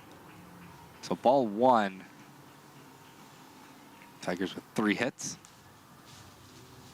Sydney Boudreau on first base. 2 outs in the bottom of the second. Baltzel taken for ball 2. So Baltzel ahead in the count now. Also went 2 for 2 with 2 runs, also 2 stolen bases during game number 1. So pretty much a perfect day for her so far. Would love to get a hit here. Pitch taken for ball 3. As Johnson trying to avoid walking Baltzel, putting a runner in scoring position. Johnson on the year, 29 walks, 30 strikeouts, and make it 30 walks. As Baltzel will head over to first base, Boudreau will head to second, and now Sammy Tagawa To the top of the order at second base, number signals 13, that Sammy we've Tagawa. gotten back to the top of the order for the Tigers. Singled in the first inning. Will try and do more damage with the bat.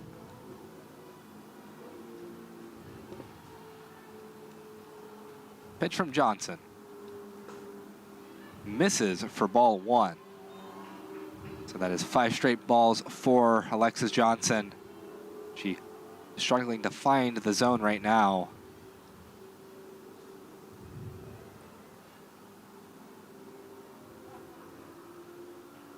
One-0 delivery. 1-2 low. So 6 straight balls makes it a 2-0 count. 2 runners on base for Trinity. Trying to turn those runners into runs.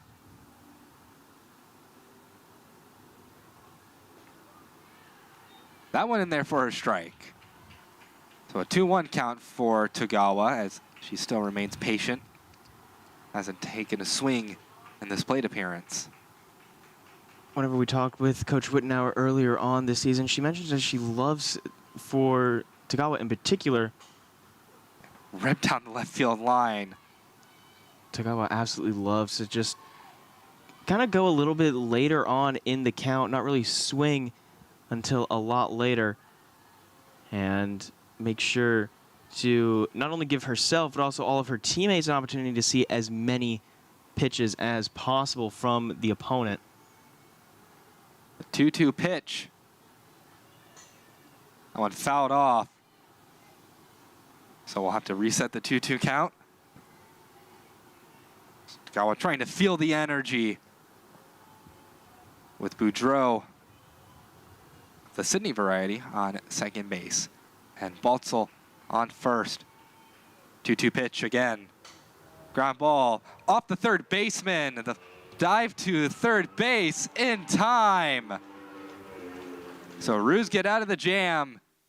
We will head to the 3rd inning. Great play by King to put her body on the line there.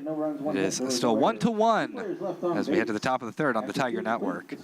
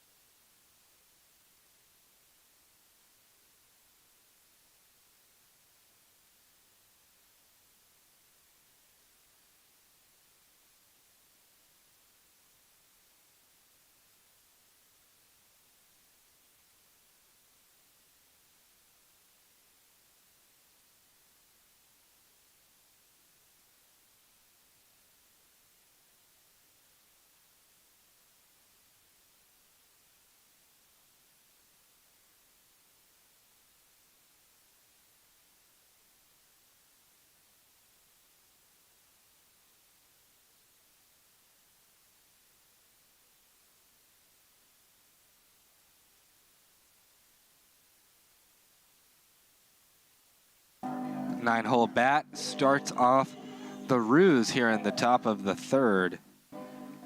As number 0, Alessandra Tobar, freshman. Interesting. She wears a 0 on her jersey, but for all stats purposes, she is double 0 leading off for Austin College. on the rosters. But on the stats program, she's actually just number 0. So whether it is 1 0 or 2 zeros, we'll see. Leave that to mystery. That one misses for ball 1 as Colowine still in the game for the Tigers. You see Tagawa playing in. 2 innings of work for Josie so far. 1 hit allowed and 1 run allowed. Foul out of play. So count is 1-1. Columbine trying to continue her day of good work. 1 run coming across, not earned. Lined right to Baltzel, who's there to make the catch. And unfortunately for Tobar, she will have to skip back into the dugout. To the top of the order. Maybe a bit frustrating, lining it right to Baltzel. But we circle back to the top of the lineup, and Elizabeth Preston grounded out to Columbine back in the first.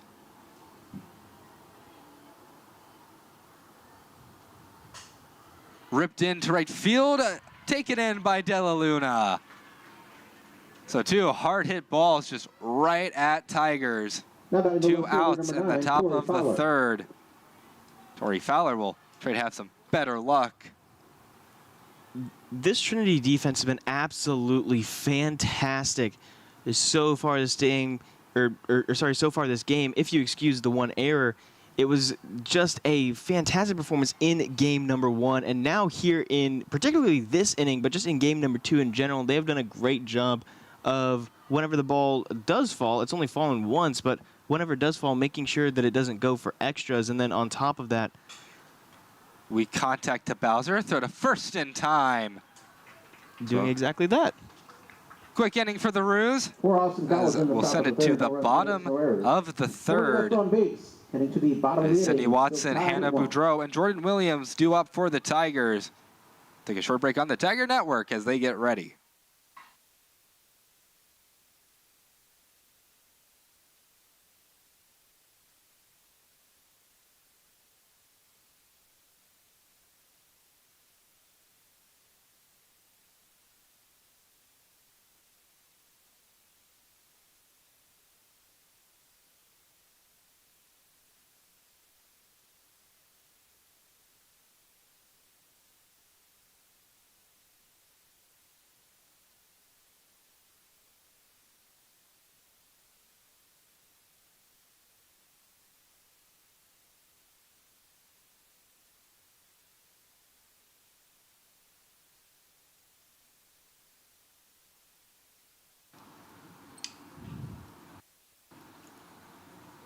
Alexis Johnson still in the circle for the Roos.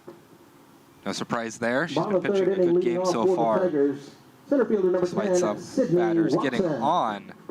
She's limited the Tigers to just 1 run. Now Sydney Watson. Get her second look at Johnson. Flew out. Gave the ball quite a ride into left field. We'll try to get on base. Seeing the power that she has. Can really blister the gaps. Put in to left. Catch made by Tori Fowler. So, again, strong contact. Right at an outfielder. Fortunate for the Roos. A little bit more to the right. That could have been dangerous. That just means an out on the board. And Hannah Boudreau coming up. She flew out to center. She also gave the ball quite a ride. Mentioning the very long games that Johnson is used to, she's averaging over 6 innings per start this year. 14 starts. This will be her 15th. And before this game, 85 innings pitched, dead on the nose, and 10 complete games in those 14 starts. So just a very, very impressive number for her. Strike 1 to Hannah Boudreau. That one popped up. It's a can of corn. But one that's really ranging over for Johnson. Carrie Johnson had eyes on the ball. I'm guessing Faith Butler didn't. She was definitely the closer player. But Johnson ranging over to make the catch. 2 outs on the board. Maybe a bit more stress than the Roos would like, but Jordan Williams will now have nobody to work on the base paths. Has an RBI. Drove it in the first to start the scoring off for the Tigers. Ground ball under the glove of Rush. So a base hit for Jordan Williams. as Base hit for just Jordan hits that one Williams. into right center. It's right under the glove. Next up, the pitcher, Rush number almost 14, snagged it. Josephine Colowine. Not ready to go big time just yet. So now, pitcher, Josephine Colowine, 0 for 1 today. Comparing the two defenses of these two teams, of course, Trinity and Austin, it won't be credited as an Put out into right field, ranging back, catch made by Butler. That will end Bottom of the third for the Tigers. the bottom of the third as Colowine swings at the first thing she sees. After 3 complete. After 3 complete, it is still 1-1. We'll see if Carrie Johnson, Hannah King, and Lindsay Bush can put the Roos on top in the top of the 4th after this break on the Tiger Network.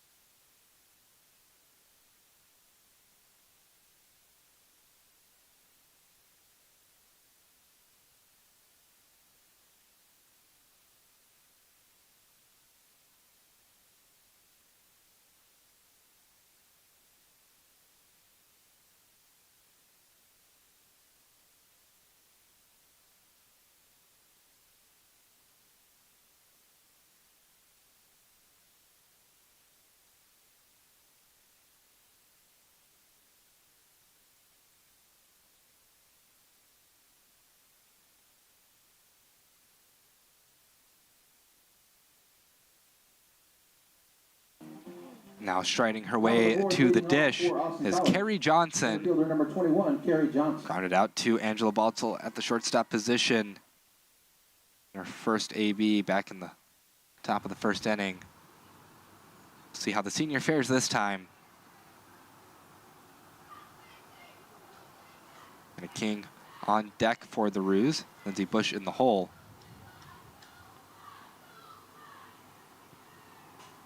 One fouled back. It's an 0-1 count for Johnson. Johnson during the earlier game went 1 for 2 with an RBI, but definitely hoping for a bit more here after grounding out again, as you mentioned, in her first plate appearance. Ground ball on the left side. It's foul as a breeze starts to pick up here in San Antonio. You can feel it here in the press box. It's not a bad breeze. It's a nice breeze. Sometimes when you get some wind, it can be cold, but I think perfect for the temperature. That one misses. 1-2 count for Johnson. A little bit high humidity after the earlier drizzle that we had, but the wind doing nice to kind of blow that away a little bit, give us some relief. Put out into shallow right, very shallow right, as Tagawa just takes a couple steps back to make the out. So quickly Johnson away. Batting second at third base, Hannah number King. 16, Hannah King. Junior has a hit today. The only hit that the Roos have. So I'll try to improve on that mark. Pitch number 1 from Colowine. Misses high for ball 1. Trinity women's tennis traveling, going over to Georgia. They beat Babson in their match today. 2 top-ranked teams, Division III women's tennis. Swing and a miss. It's a 1-1 count for King, as both tennis teams, it's almost time for conference tournaments for almost every one of our spring sports. Softball will be held in Seguin, hosted by TLU. That one misses for ball 2. And for tennis, both sides hosted by Austin College up in Sherman. course, the Tigers have been dominant in both sides of the tennis world for the SCAC. Swing and a miss. It's a 2-2 count. Ball gets away from Boudreaux, but no harm as there's nobody on base. Meanwhile, for baseball, they complete the sweep of the Roos, playing a doubleheader against them today, winning 8-6 and 4-1 respectively. That one fouled back. They won game 1 7-1. Some great games by the baseball team. Of course, softball picking up win number 20. It's been an excellent year for softball. Great rebound from last year. That pitch too low. Makes it a full count for King. She'll try to make her way over to first base. It's been a great rebound for the Trinity softball team, but also a great rebound for the Austin softball team, who had a pretty rough season last year and are in contention for that final spot in the conference tournament. That one way high into center field. It's a can of corn for Sydney Watson. That will put away King. That one was hit. Probably the highest fly ball that we've had today. Batting third, designated player good number altitude 10, on it. Lindsey Birch. So now, 5-hole bat for the Roos, Lindsey Bush. Swing and a miss. It's an 0-1 count for number 10. And Collowine really settling in now, as the defense has settled in as well. Lined over the glove of Bowser. The leaping Peyton Bowser couldn't bring down the ball, so it'll be a base hit for Bush. That's a base hit for Lindsey Bush. So we'll go to Haley Swiatkowski. That brings up number 6, Haley Swiatkowski. Swiatkowski 0 for 0. Sacrifice back in the second as an RBI. See what you can do here. The runner on base in the form of Lindsey Bush. Strike one. Collowine still firing away. Really attacking the zone. Collowine has been very, very aggressive during this game, and it's paid off so far. Of course, only one run allowed here in this tie game. Of course, that run was not earned. Hasn't materialized in any strikeouts yet, but it's done a good job of keeping the runners off base. No walks either. So the defense has really been working well for her so far. Strike two. So 1-2 count for Swiatkowski. The last events on campus for the day. Some unofficial events. Volleyball playing some matches against Division II competition over in Calgard. Pitch misses. 2's on the board for Swiatkowski. At that point in the year for the volleyball season, we're getting some quality games in. Trinity usually the host site for many teams in this part of Texas. That one popped over into right field. Attempt to make a catch, but neither of them do. It was both De La Luna and Tagawa ranging over. Tried to make a play, but just out of reach. Looks like Tagawa was trying to make a dive after it there, but just unable to. But a very close play and showing a lot of effort there to try and go after that foul ball. Low pitch, full count. Swiatkowski trying to keep the inning alive. Collowine wanting to send it to Marina De La Luna, who would lead off in the bottom of the fourth.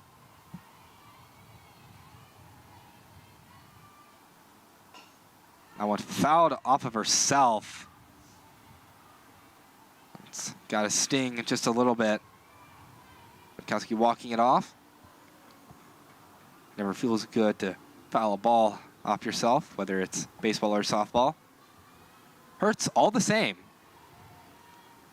One thing that I've only just now noticed about the Austin College team. Over in the right field, the catch made by Marina De La Luna. Almost thought she was going to bobble, but secures it. For Austin College in the top Great of the play by the Tiger right fielder. The senior will make it so she is due up to lead things off in the bottom of the fourth. We'll take a break on the Tiger Network. It is still 1-1 here in San Antonio.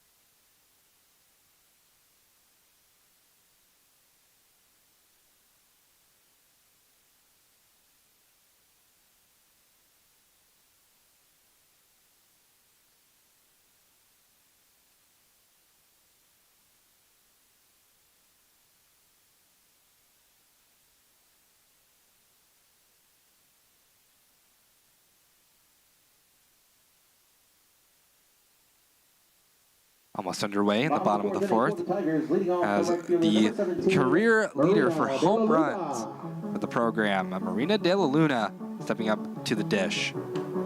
De La Luna last season, of course, with 4 home runs, breaking the all-time school record. None so far this year, but she has really heated up in her last few series. Of course, got it started towards the end of the St. Thomas series, had a few big hits.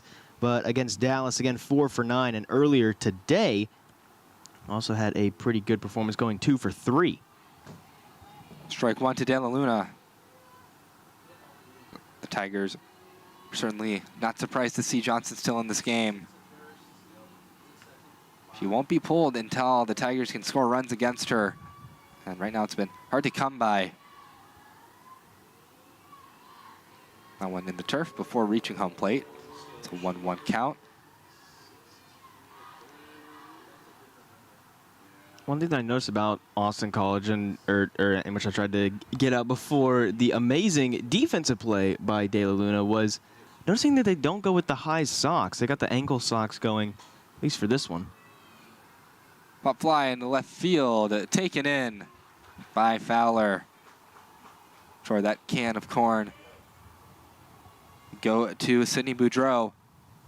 We'll step on up to the Oche for the Tigers. Just unfortunate there for De La Luna. You could tell that she kind of wants that one back because the ball was in a good position whenever she swung on it. Just got a bit too far under that one, and maybe a little bit less under that. Maybe squares it up just a little bit more, and that one could have gone over the fence for her first round tripper of the night.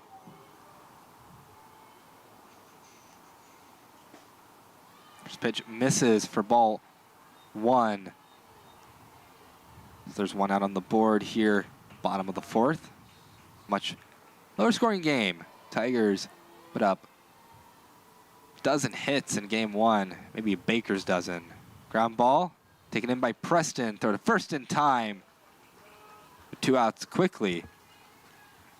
As now Hayden Del Toro tried to start a 2-out rally for Trinity. As for both sides now, offense still being difficult. Left fielder number 1, Hayden Del Toro. It's because softball is hard. Del Toro coming up to the plate 0 for 1 on the day, but it feels like her luck has just been really kind of a lot lower this year than it has last year. She's been able to square up the ball pretty well whenever she does swing on it. It's just whenever she does manage to make good contact, it almost always ends up going into a fielder's glove, it seems. And it's one of those situations where even though she is batting .215 on the year, it just feels like a situation where if there isn't bad luck, there's hardly any luck at all for her. It's a 1-1 count for Del Toro. It's number 1. Trying to be run number 2, potentially. The wind blowing in certainly doesn't help any home run prospects for either side. One foul back. 1-2 count. Mother Nature not always cooperating with the needs of us people down here. Of course, hopefully you haven't looked at the forecast for the eclipse. It's not looking too good. But hopefully, clouds clear for just a moment when it does happen. On one hit out to left, off the top of the Tiger dugout and foul. Maybe 1604 will be our protective barrier still. All the heat that is absorbed from that roadway has a knack for destroying oncoming storms entering San Antonio usually. There is actually a theory for that. And on to left field, what foul? Popularized by longtime NASCAR commentator Darrell Waltrip. He calls it a vortex theory.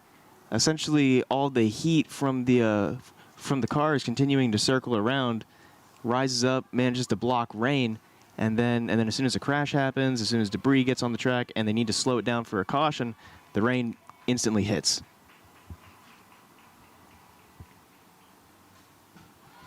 Back, still a 1-2 count. Del Toro staying pesky. Johnson trying to have another goose egg on the side of the Tigers.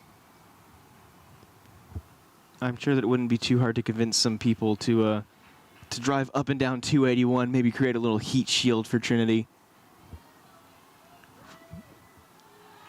This is low.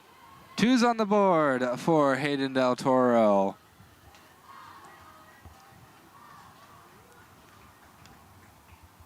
We'll see what the sophomore can do. The delivery from Johnson.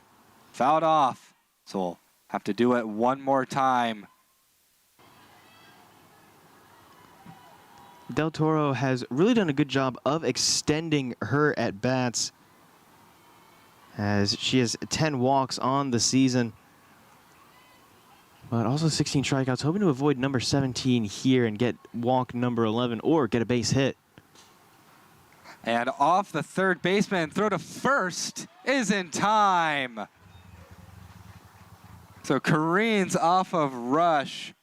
Bang, bang play at first. But I think the call made correctly. Del Toro just not fast enough. Good play by Rush. We head to the top of the fifth. It is still snake eyes on the board. We'll take a break on the Tiger Network.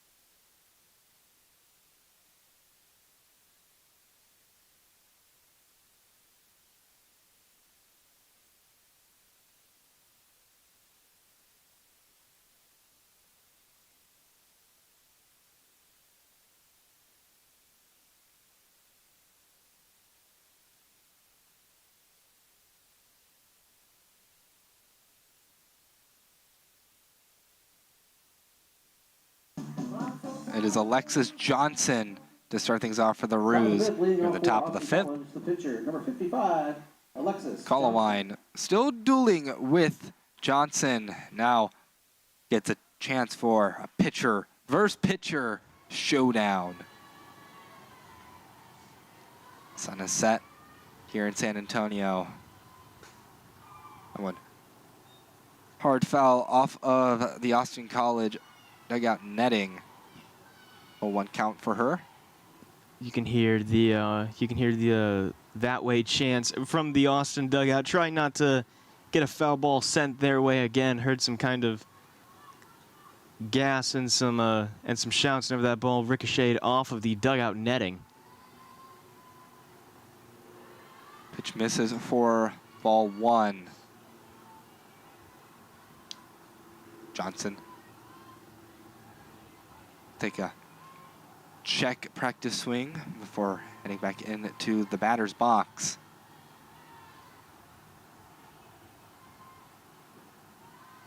That pitch misses. 2-1 count. The pitcher versus pitcher duel continues. Colawine here so far. 4 innings pitched, 1 run allowed. It was not earned. And 2 hits to her line so far, but in 15 batters faced, she's done pretty well for herself.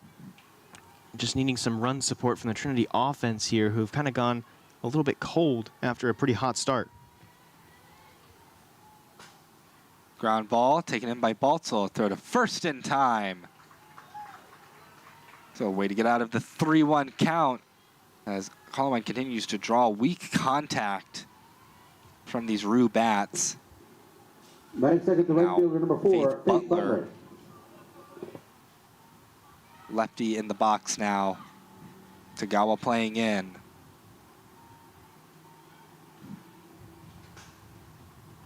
That one slapped foul down the left field line. Coach Johnson will dodge out of the way of that one. Always got to keep your wits about you when you are one of those base coaches.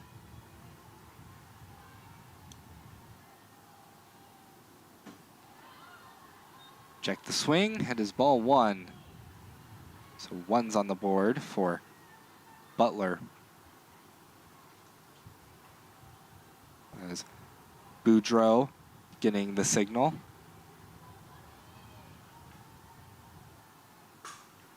That one slapped down left field foul. Johnson almost making the play on it. And Boudreaux, of course, listed as a catcher on the Trinity roster, doesn't get a lot of looks at the catcher position despite a fairly depleted catcher position due to some issues with her shoulder, which they're hoping to get fixed during the offseason. Weak contact foul. It's been really a rotation of catchers throughout the year. Had Frosto, Boudreaux, and Jordan Williams be behind the plate. Also saw a few appearances of Peyton Bowser at that position as well. I believe that Leia Gonzalez got some reps at the spot during practice, but I don't believe that we've seen her in that spot during a game setting yet. And foul balls continuing. And we'll roll off the Tiger dugout.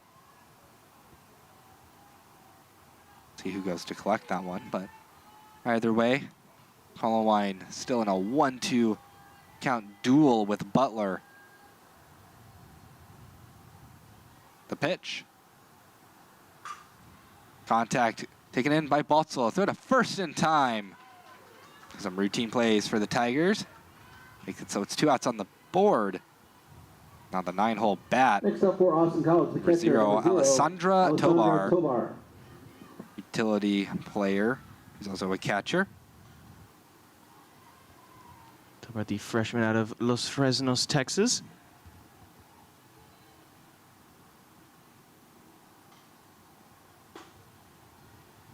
High inside for ball 1. So far this season as a batter, you can see on your screen 324 average with 3 RBI. 6 runs as well in her 36 at-bats. Check swing, ball 2. Colawine trying to trick Tobar. But trick's not working quite yet. Fouled off, it's a 2-1 count. It's interesting, lefty coming up to bat. Tagawa not playing in. She usually does for some of the other runners. Perhaps counting that Tobar isn't as fast as some of the other lefties. Pitch misses for a 3-1 count. See what Colawine has dialed up on the 3-1 pitch. Was successful getting out of it last time. Can she do it again? Weak contact. It's going to be a tough play. There's going to be no play. Contact weak enough by Tobar to make her way to first base. Base hit for Alessandra Tobar. So base hit. To the top Nothing of the order Tigers for can really do there. Number 1, Elizabeth Preston. And now Elizabeth Preston. 0 for 2 today. The senior will try and make it 1 for 3. Just a bad positioning. Or sorry, go ahead. As I say, it's just bad positioning on that ball. Grounded out to first was Preston. Throw over to second. The tag not applied in time. During It's going to be a stolen base and ball 1. During the first at bat for Preston in the first inning, grounded out directly back over to Colawine, and then in her second appearance, that one in the third inning, lined out directly to De La Luna with that very impressive play out there. Movement, but nobody going. It's a 2-0 count. Colawine having struggles finding the zone. Gone 4 2/3. Trying to make it 5. Seeing Tobar steal there wasn't too big of a surprise, as she does have 8 on the year. Down in the left field, play could potentially be made. And it is not. Foul ball. Looks like it just got off in the netting there at the very end. Del Toro was the one ranging over to try and make play on that ball. It's a 2-1 count. It's a long strike, but very much needed for Colawine.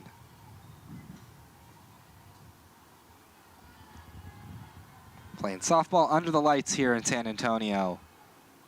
Bunt shown, and it's a strike.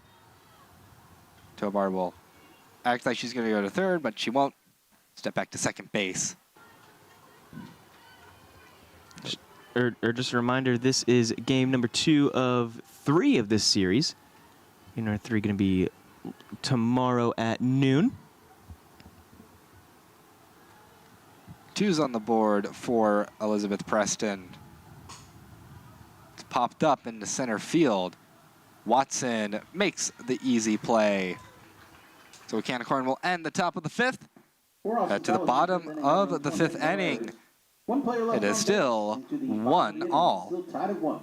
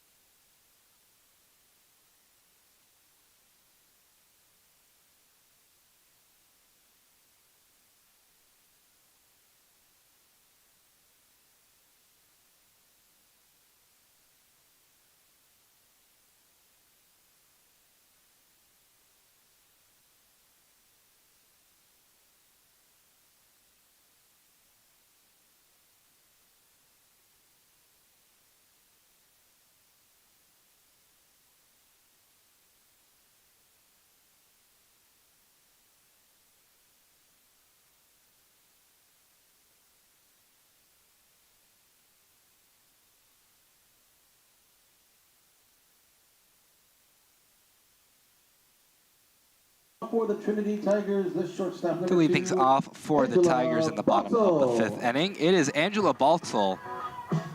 No ABs, but a plate appearance in the second. Saw her draw a walk. She'll try and get on base again. Still 1-1. Tigers looking for run number 2 to take the lead here in San Antonio.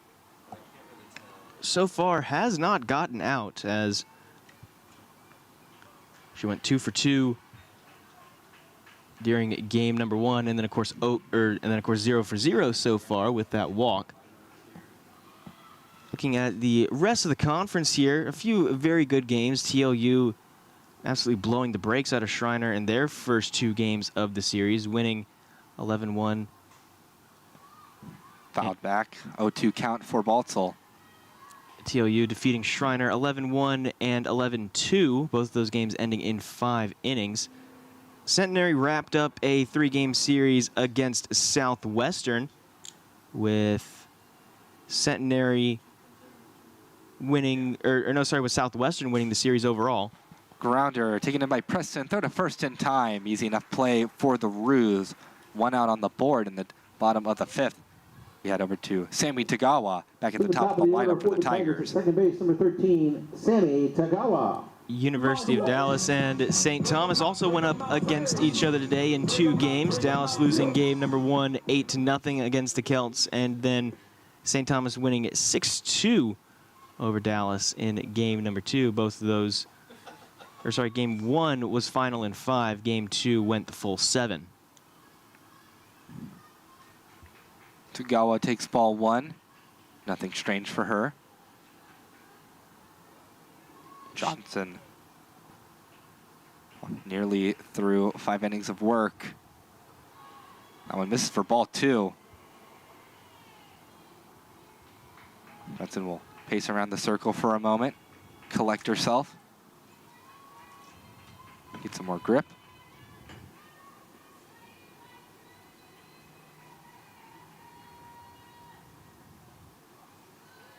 I went in for a strike, so 2-1 count for Tagawa. Still ahead in the count. Seeing Tagawa's speed. I went into the alley, allowed her to get a stand-up triple in game 1. And that stand-up triple, of course, one of 3 that she's had so far this year.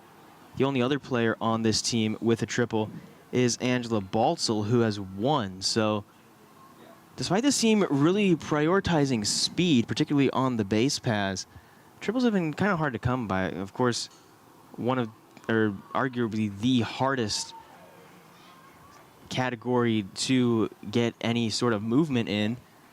As of course, it's easy to send a ball over the wall if you've got a ton of power. It's relatively easier to get a double, but a triple requires both power and speed, and also sometimes a little bit of luck.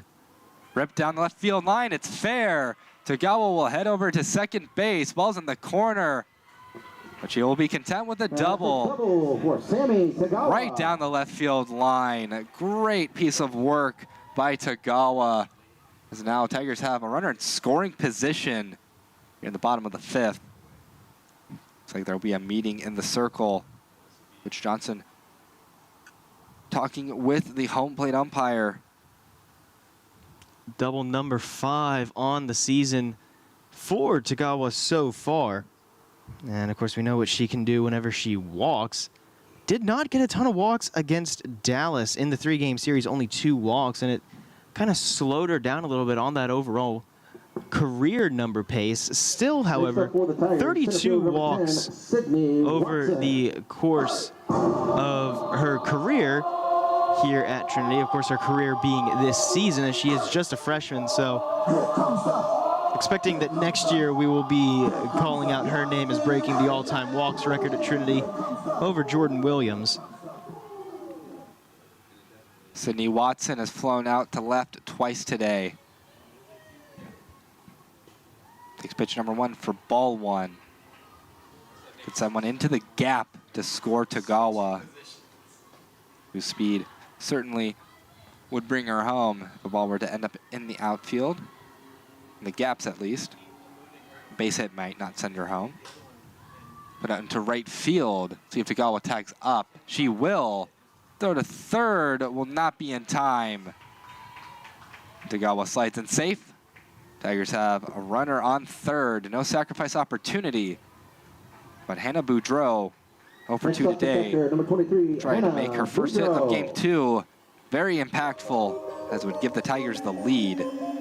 Similar to Watson, she's flown out to center and then flown out to center.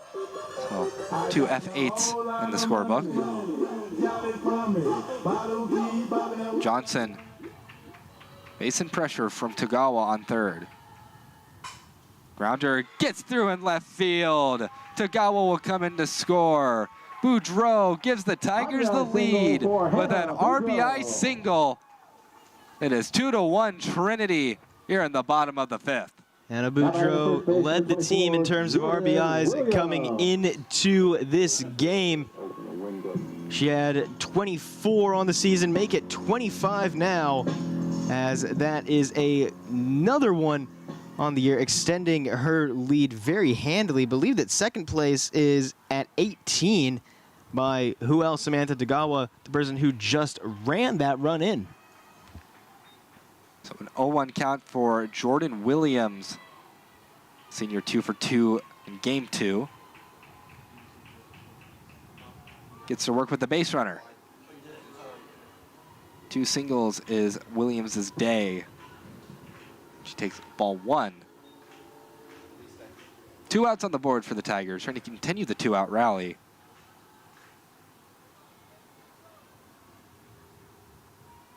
Johnson trying to minimize damages. Chopper taken in by the second baseman. Throw to first in time, as that was no problem for Hannah King. So that'll end the 5th inning, but Tigers get a run to take the lead. It is 2-1 in San Antonio. We will head to the top of the 6th here on the Tiger Network.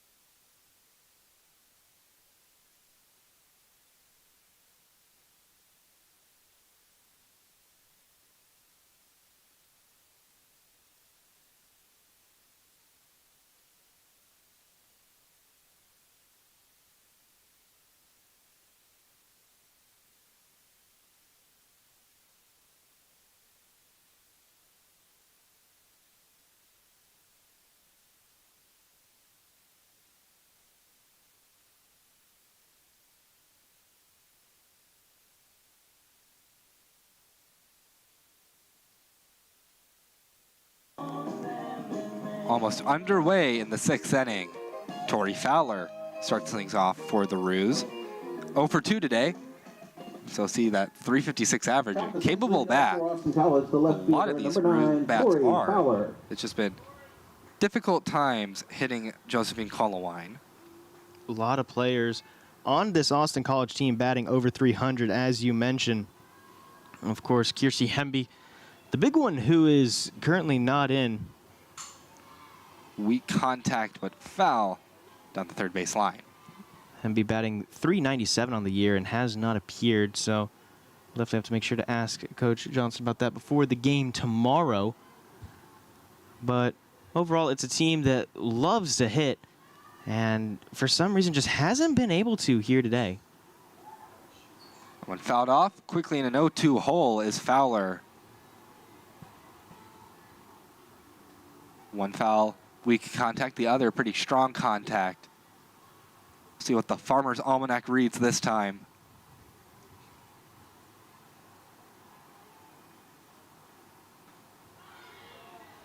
Too far inside, a 1-2 count for Fowler. Colowine still at the advantage in this AB.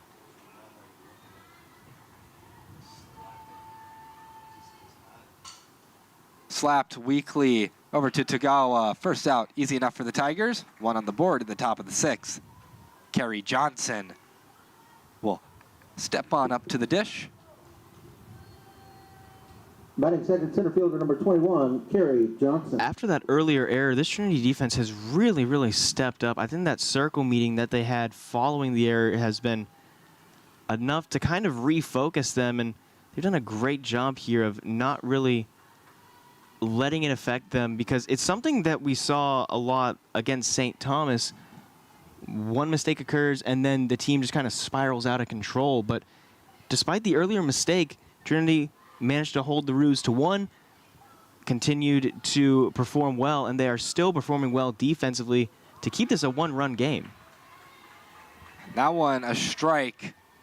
0-2 count for Gary Johnson. Colowine once again in a favorable count. Still no strikeouts on the day for Colowine.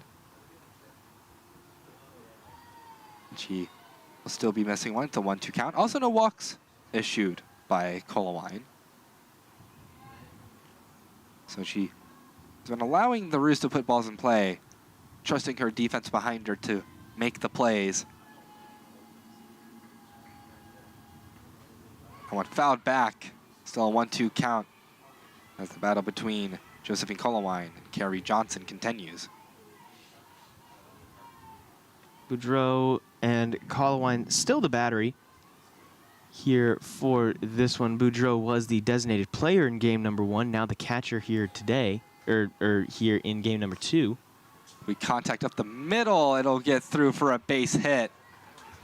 Great small ball play by Johnson. Gives the Roos a runner on first. And that's only the 4th hit of the day for Austin. So despite being a team that is used to really piling on the runs, they have 200 and, piling on the hits, as they got 230 of those so far this season, not including the game earlier and this one. They just have been really slowed down by a very stellar Trinity pitching staff, which to their credit has been absolutely incredible during this second half of the season. Because towards the start we thought that it was mainly going to be a 1-2 punch of RC and Bishop, but pitchers like Colowine and Krischbaum have really stepped up into their roles despite being freshmen and are doing some fantastic work for Trinity as we get into very crucial conference games. Pinch hitter for the Roos is Maddie McPherson. McPherson, if this is an AB, will be her first AB of the season. It's come into pinch running positions for the Roos. Now, crucial AB for Austin College. Ground ball right to Bowser. Throw to first is in time. And McPherson cannot believe it. It advances the runner, but 2 outs on the board. See, perhaps we can get a replay of that one. McPherson had quite the reaction. We'll see it here. Certainly a bang-bang play. It was close, but I think the umpire made the correct call. I think the throw got in just before the foot landed on the bag. And lined to Colowine. She takes it in and says, "Hey, I just threw that. Thanks for giving it back." We head into the bottom of the 6th inning. Tigers still up 2-1 as the Roos strand the runner on second.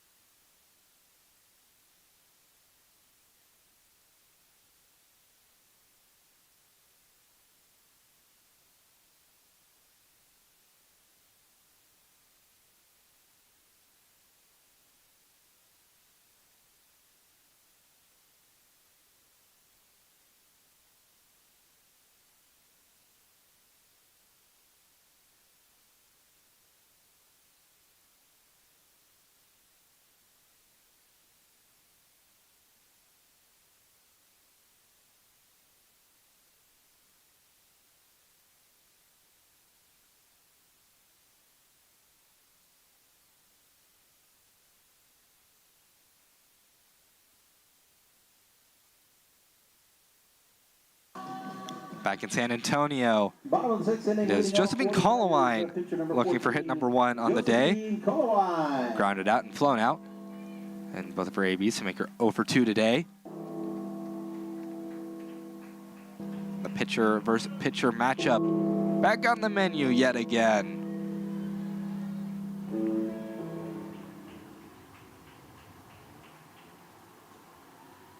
First pitch misses for ball 1 to Colowine. As Both pitchers pitching very well. It's certainly a pitcher's duel. But in this case, in more ways than one. Colowine as a batter so far this season, 10 at-bats. That one is weakly grounded foul. 1-1 count. 10 at-bats, including the earlier 2. And batting right at 200. 2 hits on the year. Did not have a plate appearance against Dallas, but does have 1 strikeout. Too low. It's a 2-1 count for Colowine. She tries to lead things off well for Trinity. Tigers, 6 hits on the board, but only resulting in 2 runs. Poked out into right field. Play potential, but just a bit too far for Butler's reach. And yet again, quite a lot of power behind these Trinity bats. It's just any time that they manage to square it up power and height-wise, it ends up going foul. And any time they manage to square it up location-wise, it feels like they're just unable to get it past the warning track. Grounder gets through into left field. A base hit for Josephine Colowine. Base hit for Josephine So the Colowine. Column will reach 7. Colowine will stand on first base. And maybe we're getting a pinch runner for Colowine. I believe we are, as Coach Wittenauer talking to the home plate umpire. Likely going to be seeing the return of Ella Whitaker here, as Whitaker has been the go-to pinch runner for Trinity so far. Pinch runner for the Tigers. And Now indeed it is. base, number 6, Ella Whitaker. Whitaker 21, made that 22 appearances, as we saw her Now batting during for Trinity. the earlier Right fielder game. number 17, Marina De La Luna. So that means Marina De La Luna will work with the speedy freshman on first base. De La Luna over 2 in game 2. Certainly looking to improve that mark. 9 stolen bases on 9 attempts for Whitaker this season. Likely to make it 10 attempts here. Runner goes, and it was a breaking ball, so the ball didn't reach the catcher until Whitaker was really 3/4 of the way there. So no play. Not sure they even had to do the fake swing there, but De La Luna does it anyways. Guarantees Whitaker the bag nab. Will be an 0-1 count for De La Luna. De La Luna 0 for 2 so far, hoping to get a hit here. Of course, had a couple of hits during the earlier game. Bunt laid down. Wanted to go to third, but instead takes the out at first. Great bunt by De La Luna. Advances the runner. So it's a sac fly situation for the Tigers. De La Luna laid down that bunt to perfection. Number 30, Sydney Boudreau. We just wanted to push out a little bit more. Perhaps gotten on base because De La Luna has some really good speed. A very sneaky speed threat as well, because she looks very, very powerful and very intimidating whenever she gets into the batter's box.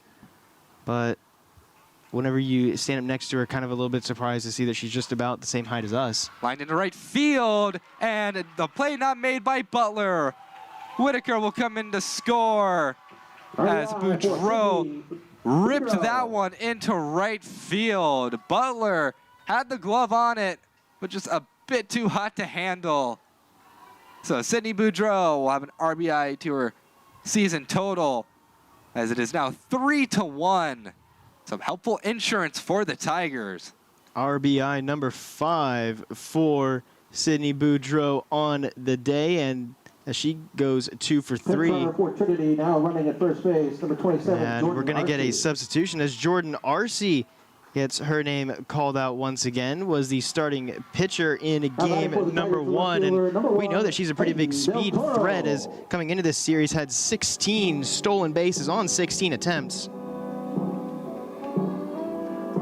Ended up adding 1 to that total, so 17 stolen bases on the year, has not been caught stealing once, and pretty good time for her to be coming out here. RC goes, throw to second, good throw, and they don't apply the tag. And time saying of the field umpire, it looks like a really close play. But I think, once again, the Roos not liking the call by field umpire. Certainly Preston and Johnson had some reactions to that. Perhaps it was McPherson. RC at second base. Swing and a miss. It's a 1-1 count for Del Toro. So 1-1, 1 out for number 1. The Tigers have scored 1 in the bottom of the 6th.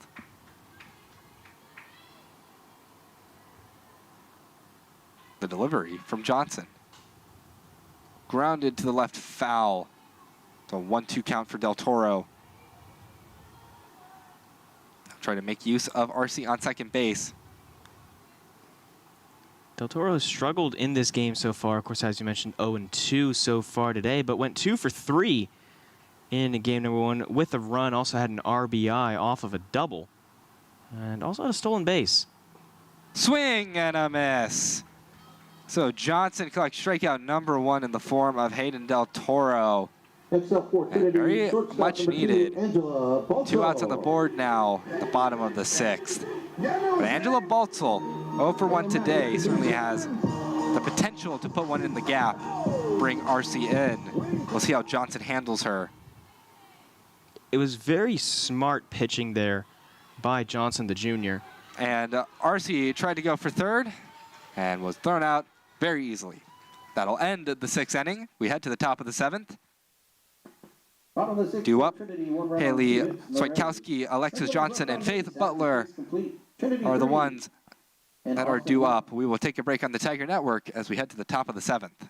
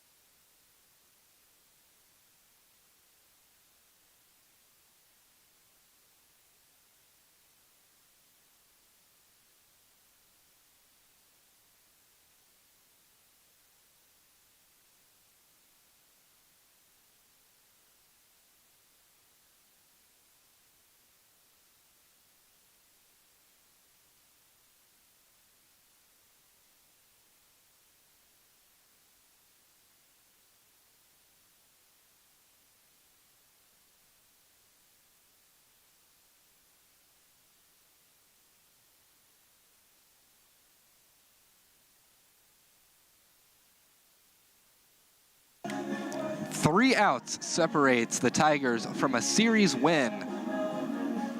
Josephine Colowine trying to go the distance. She's pitched 6 innings, trying to pitch 7. No earned runs for Colowine so far.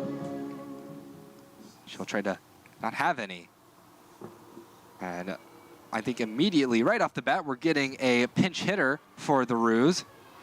As pitch hitting for Swiatkowski is Andrea Saucedo. Top of the 7th inning, pinch hitter for Saucedo so far this season, 8 games she has appeared in, 11 at-bats on the year, so 2 hits makes her come into this one with a 182 batting average. And we'll see what the senior can do. First pitch in there for strike 1 to the senior out of Bernie, Texas. There's Bernie will have a good view of totality on Monday if there is no clouds.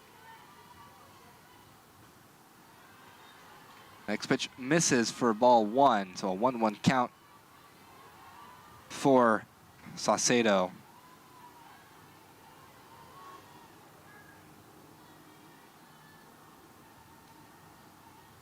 Colowine's next pitch.